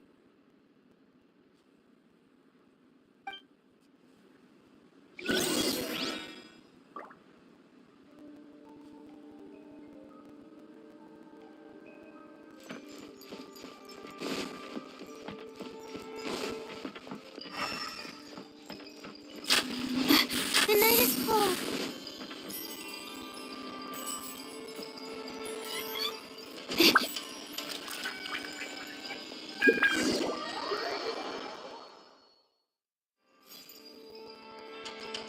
My guiding stars. You do realize you're blocking my path.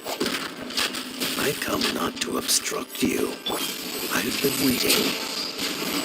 What you are truly is a weapon. One that could be wielded with an iron will. Or you could continue to drift aimlessly. Are you trying to win me over?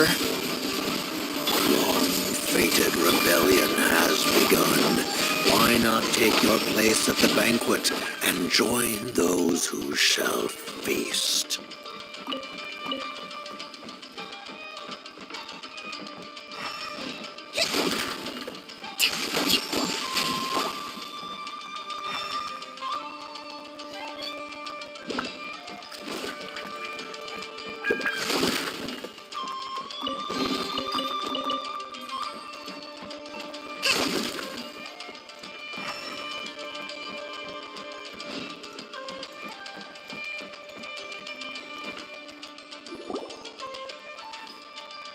This place is dark. Paimon knows this place. It's the Delusion Factory in Inazuma. In the original version of events, the Traveler once encountered the balladeer here. Such a creepy atmosphere. And so familiar.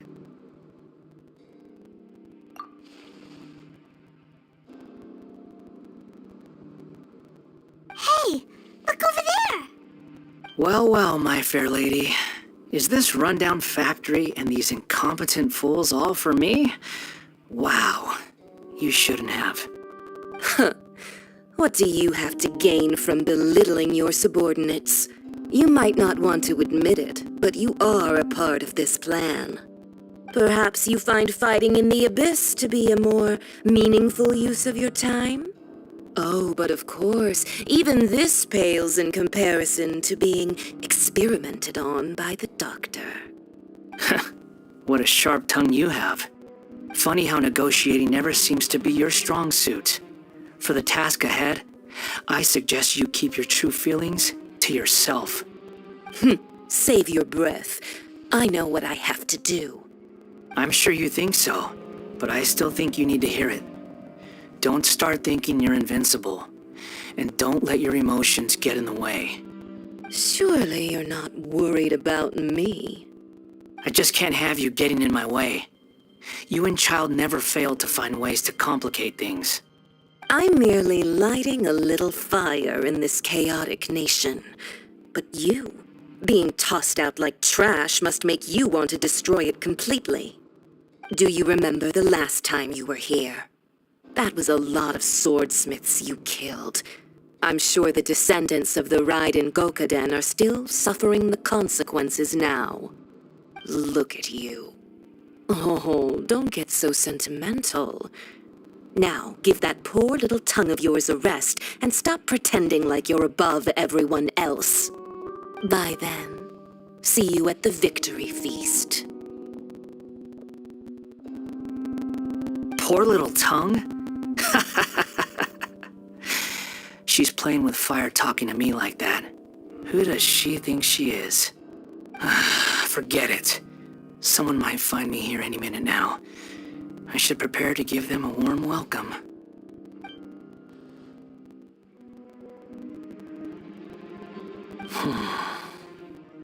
The plot does not end here. There is more of this story to come. Wanderer, are you able to continue? Yes.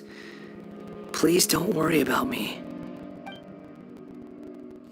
Why are you staring at me in silence? Can't you think of a nicer way to express yourself? I'm under no obligation to be nice to you. Besides, I thought nothing mattered to you except results and your own interests.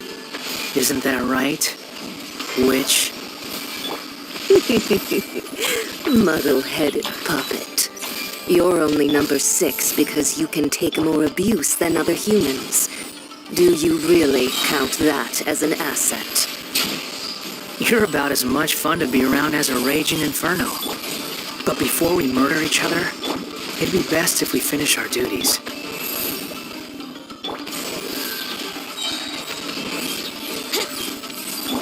Everyone hold hands! Cold, burn to the man.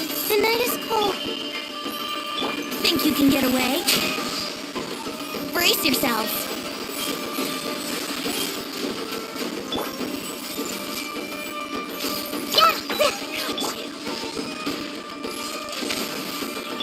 My guiding stars! Rescue, rebuild! Yahoo!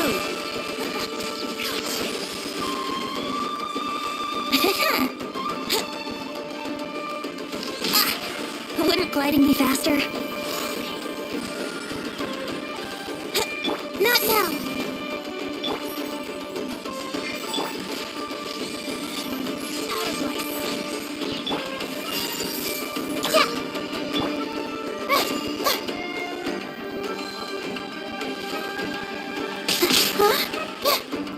My guiding stars! I see everything!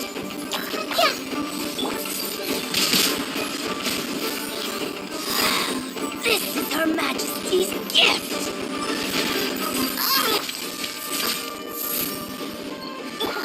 Got you! Hold the line!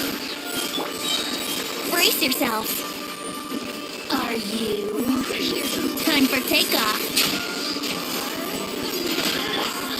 Stars, shine for me! The night is cold! Let's play! Think you can get away?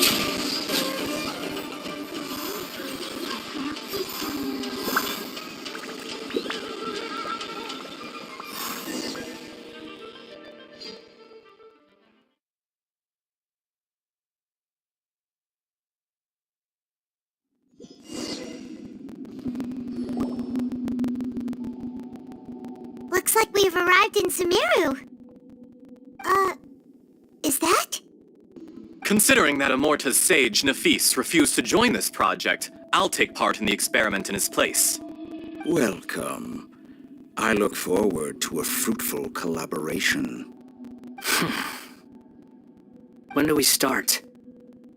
You seem impatient. You should know that becoming a god is far from a trivial affair. The biological transformation is a lengthy process. As such, I too would recommend that we commence as soon as possible. In the event that a successful connection is established, his body will become permanently bound to the machine, and he will be unable to move independently of it. Nothing worse than what I've been through before then, Doctor. You were the most resilient test subject I ever came across.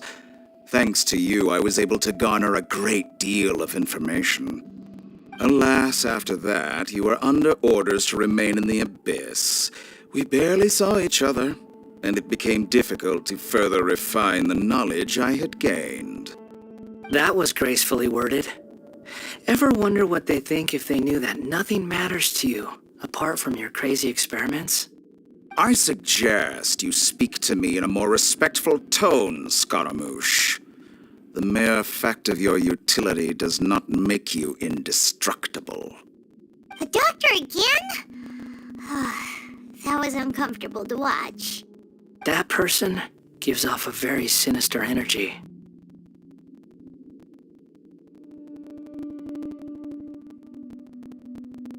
It's normal for him to give you the creeps. He scares the bejeebers out of Paimon. Let's move on.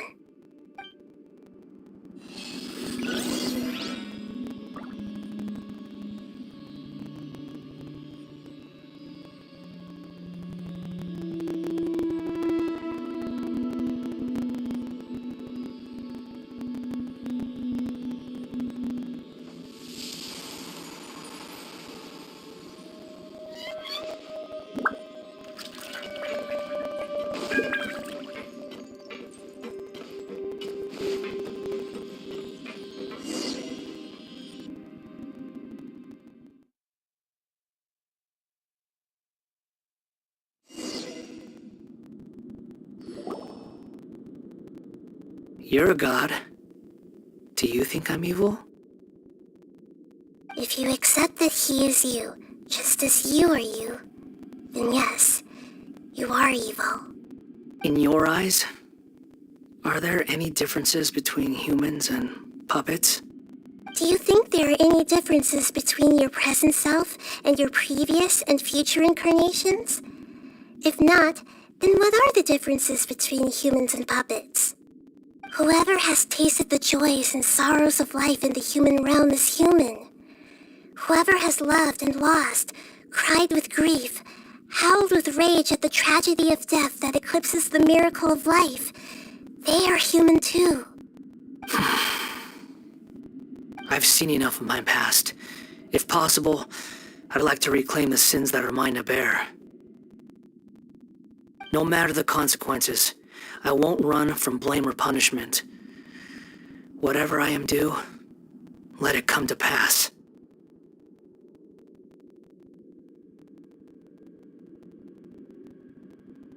Can you return my memories to me? Huh? But won't that mean you'll lose your current identity? I've always believed that human lives follow a set of rules, with each person being a collection of past experiences. As a puppet living in a human world, my life is subject to the same rules. Regaining your memories means reverting completely to your previous incarnation. All the emotions that you discarded will return to you. Are you sure you want to do this? I've lived with the void in my chest my whole life. My creator didn't need me. And ever since I awoke, I've just drifted from one place to the next. But then I met you. And I finally realized that reclaiming my missing sins might be my one opportunity to become my true self.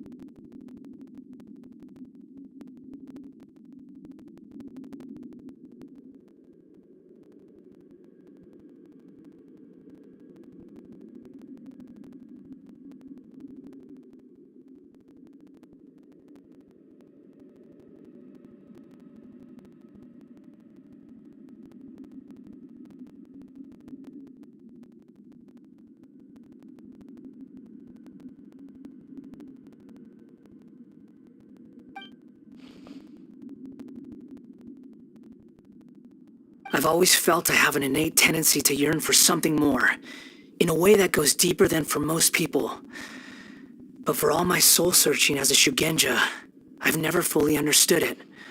Looking at it now, it seems that I brought this curse upon myself. So I beg you, grant me this opportunity to gain a purpose, to change my destiny, and end my wandering. Very well. Since your mind is made up, I will return to you that which is yours.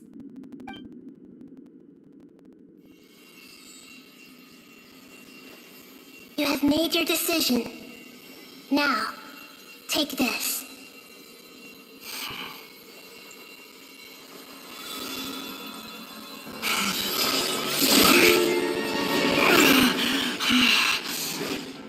Set him free.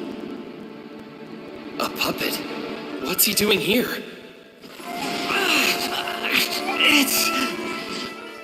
You're a human as far as I'm concerned. Everyone's here. Wonderful. What a fine blade. Nagamasa will be thrilled. This is my...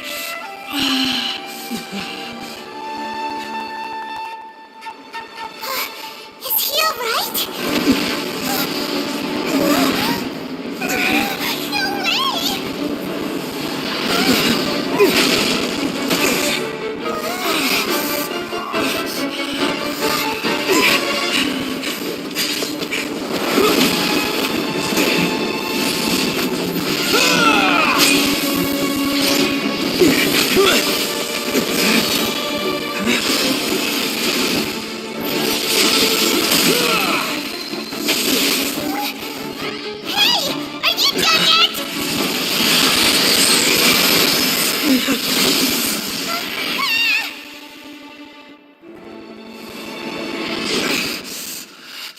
All worthless dross will be purged. That's why this won't be the end.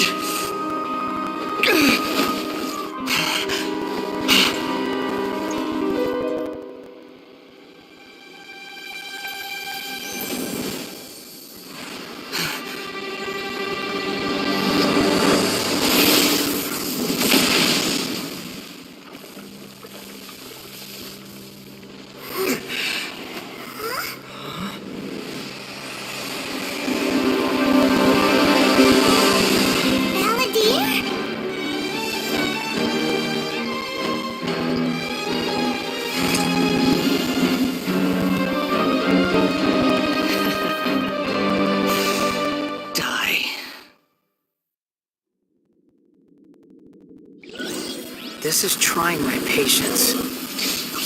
Have you got all your memories back now? Have you got any more stupid questions? How amusing. Feeble human! The wind rises.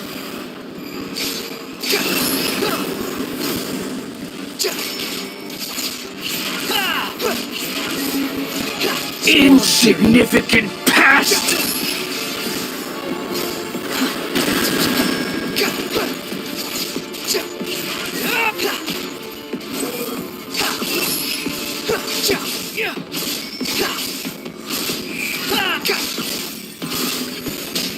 At my command, you shall fall!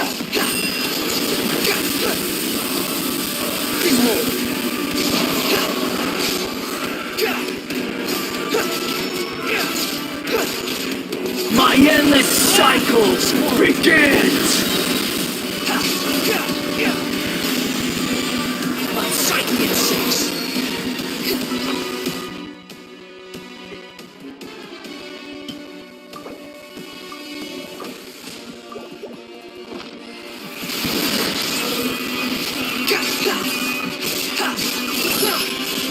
Insignificant past!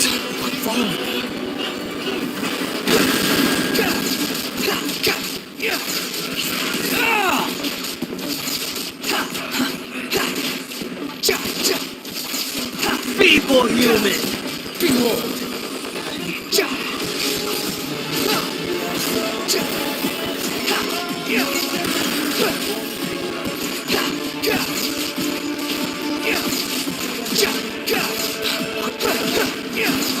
Churn!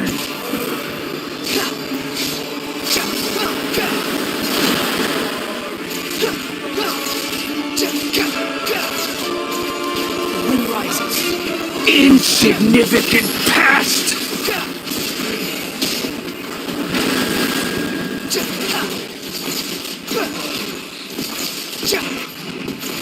Behold!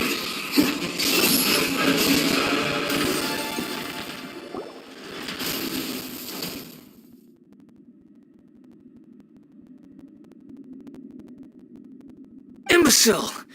Get out of my sight. It disappeared. Did we win?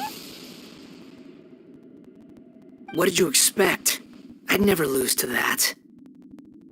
There's the tone of voice again. You're definitely back to your old self. Wait, but it was you inside that thing too! What have you got to be smug about? Sorry. I'm harsh on myself and everyone else. Just the way I am. You sound like you're concerned about me.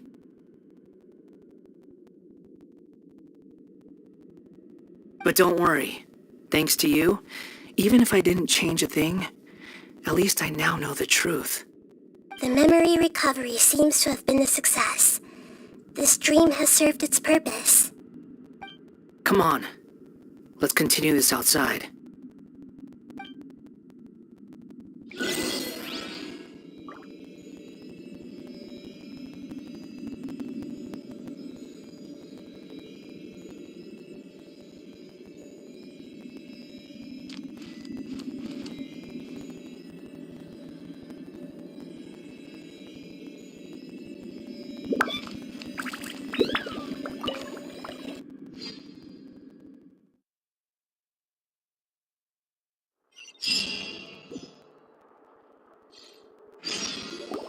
Welcome back, Traveler, Paimon, Balladeer.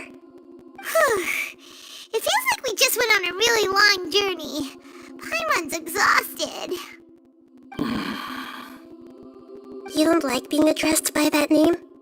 It's fine. But I was just thinking, I should probably change it. After learning about everything the doctor did, there's no way I can carry on using a name connected to him. I'm not planning on returning to the Fatui, and they wouldn't take me back anyway. Recent events will have affected a lot of people, and they might not even remember who the Sixth is. So, you're quitting the Fatui for good?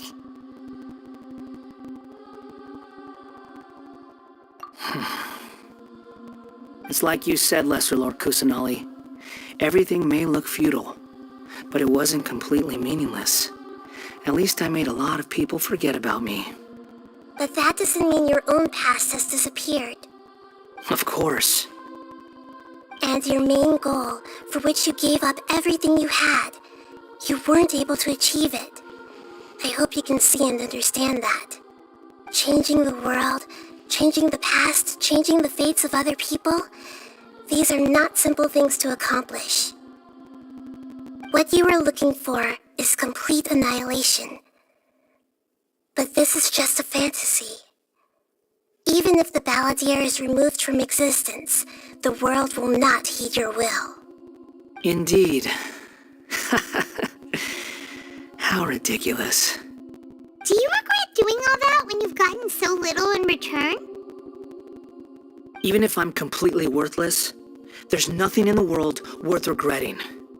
Lesser Lord Kusanali, you purposely left that information in Irminsul, didn't you? Yes, and I took pains to make sure that you'd acquire that information naturally. Why would you go to such lengths? You trying to win me over too? In all honesty, your past experiences have made you a useful asset to Sumeru and to me. Winning you over was indeed a part of my plan. But before that, I wanted to tell you the truth about your past. If all I wanted to do was use you, then I'd be no different from the doctor. Very clever. I guess you could say that's one of my virtues. Utility to others is what gives me worth. So if embracing my sins is what it takes to make me useful again, so be it.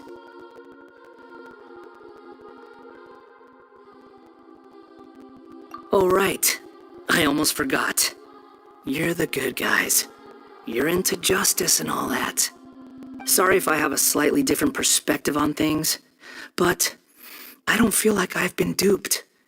The wisest leaders are fated to end up with the best helpers.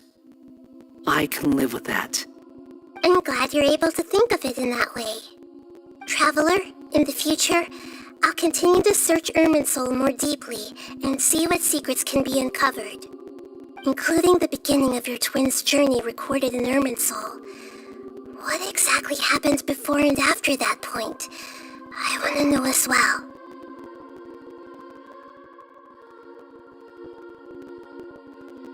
I will try. Traveler.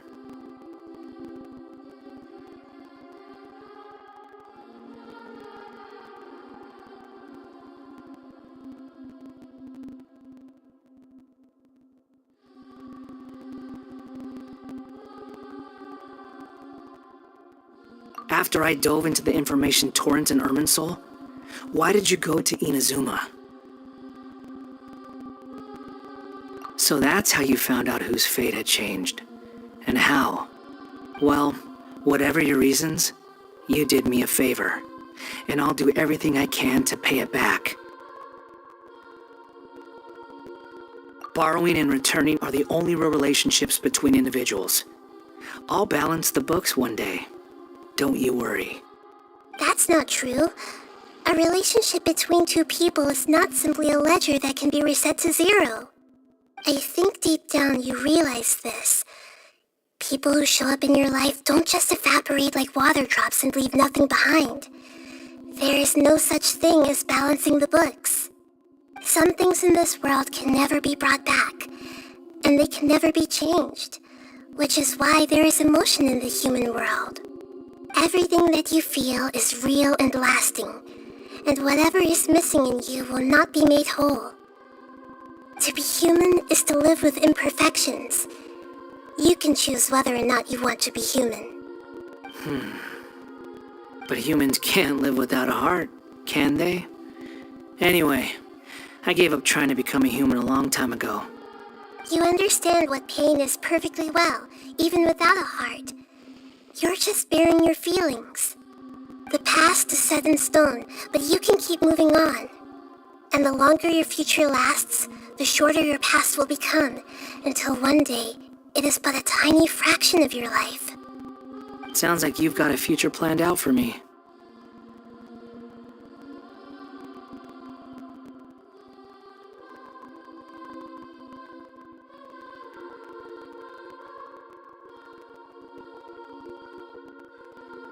Everything's ended up being pretty darn complicated. Paimon doesn't even know where to start, but the most important thing now is that you need to follow Nahida. Otherwise, all our efforts will have been for nothing.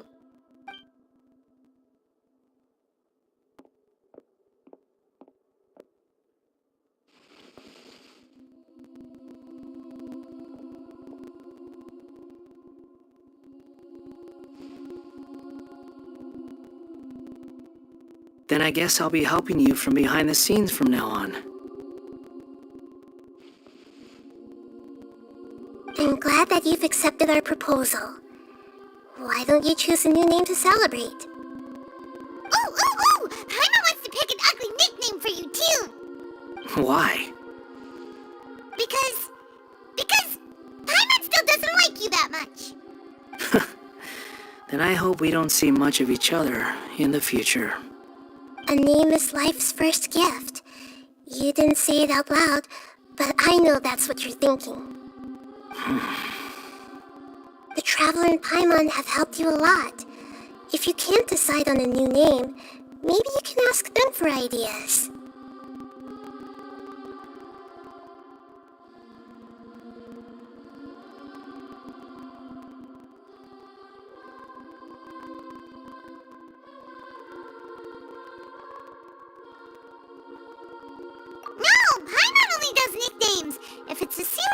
you're after, it's all yours.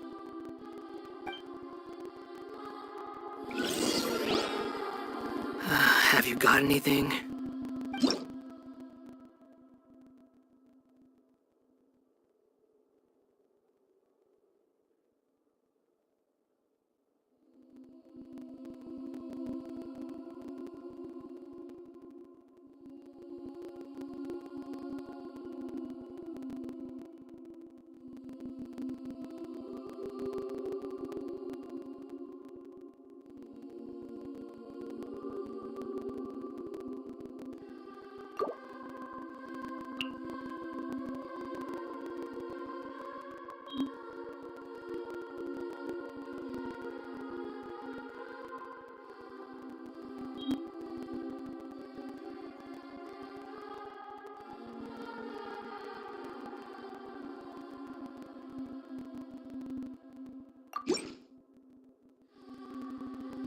Are you sure?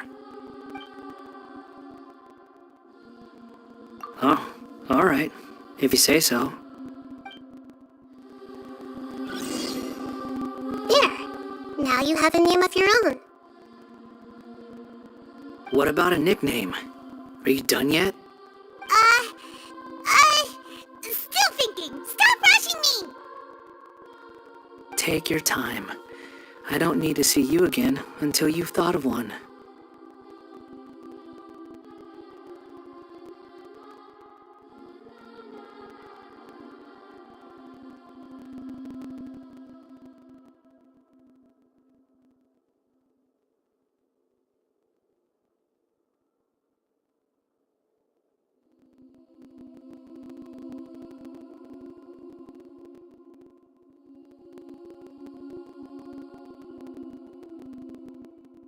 Everyone who manipulated me and made me suffer will have to pay the price. You mean the Fatui? The doctor, at least. Now that your stance has changed, I believe your future path will change accordingly. But it won't be immediate. You still need some time to compose yourself. One more thing. There are still some descendants of the Raiden Gokuden living in Inazuma. Some of them know. Well, they ought to know about the connection between Raiden Gokuden and myself. I don't plan to leave Sumeru for the time being.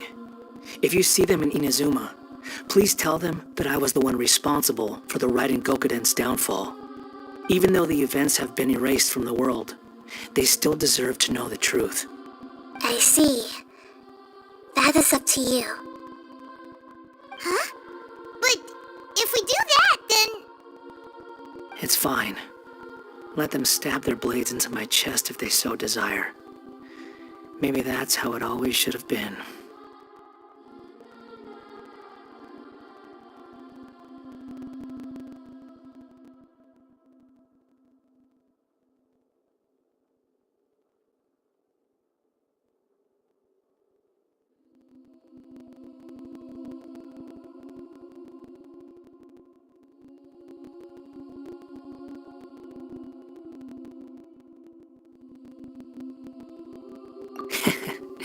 No nonsense. I like it. All right, let's call it a day. Goodbye, wise deity. And you too. He's gone. What he went through today would have been like living an entire lifetime in an instant. He'll need some time to calm down. Yeah, true. But even so, after everything that's happened, he doesn't seem quite as fierce anymore.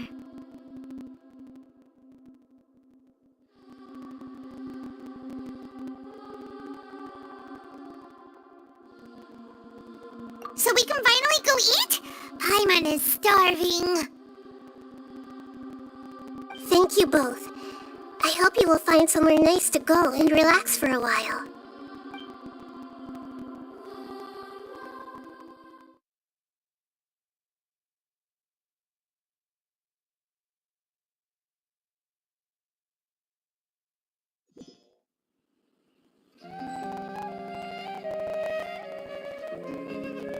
I've got it! I can end my novel with some words from Mikoshi Nagamasa.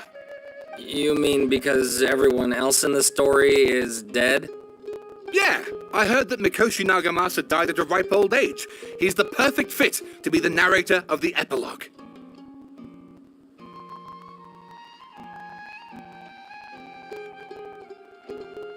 The dark clouds had dissipated, but they continued to cast their shadow in Mikoshi Nagamasa's mind for decades to come. Then, one night, as an old man, he had a dream. On the night when that prized blade, the Daitatara Nagamasa, was forged, the people rejoiced, and there was painting, dancing, and drinking. All these expressions of joy melted down in the furnace fire and turned into red clouds that rallied around the final sunrise that Mikoshi Nagamasa saw in his lifetime. Life is a story too long to be told, a journey that you must walk to behold.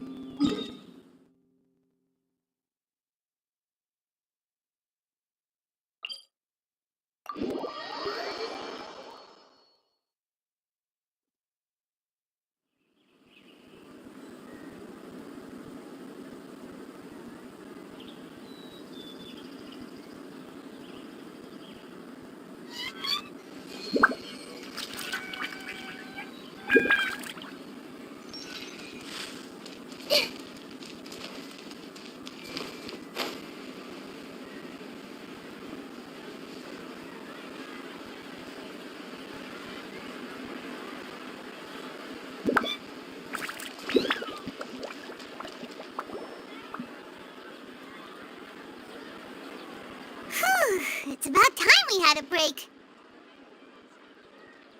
As soon as you stop, all the tiredness and hunger comes rushing back.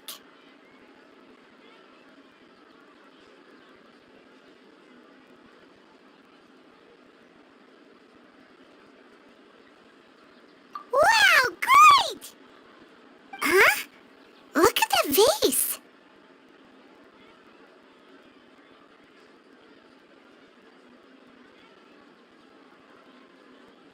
Did someone break it while they were cleaning the room or something? But Paimon doesn't remember there being a cleaner.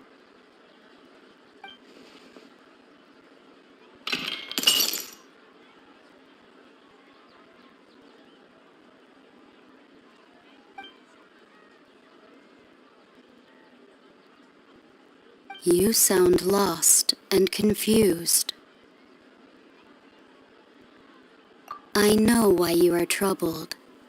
Any who knew of this would find their mind overwhelmed. Huh? Is there someone here talking to us? Unfortunately, the fate of Tevat cannot easily be changed.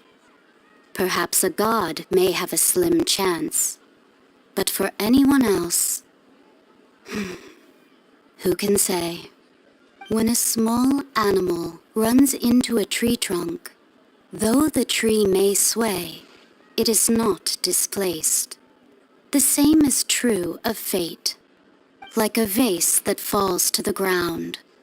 Whether it is broken by a cat or by a bird, the result is still a broken vase, is it not? Who are you? How do you know about all this? History does not change easily, but human hearts can. Believe your own eyes. Only that which you see is true. What is unseen is but an illusion.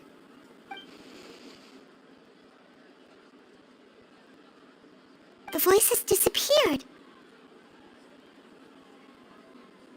And who the heck was that?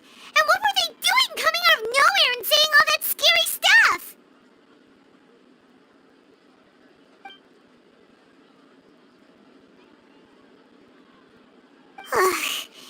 Anyway, that face is still lying there broken on the ground. Should Paimon go get someone to clean it up? It feels wrong just leaving it there. Just a moment. Paimon will be right back.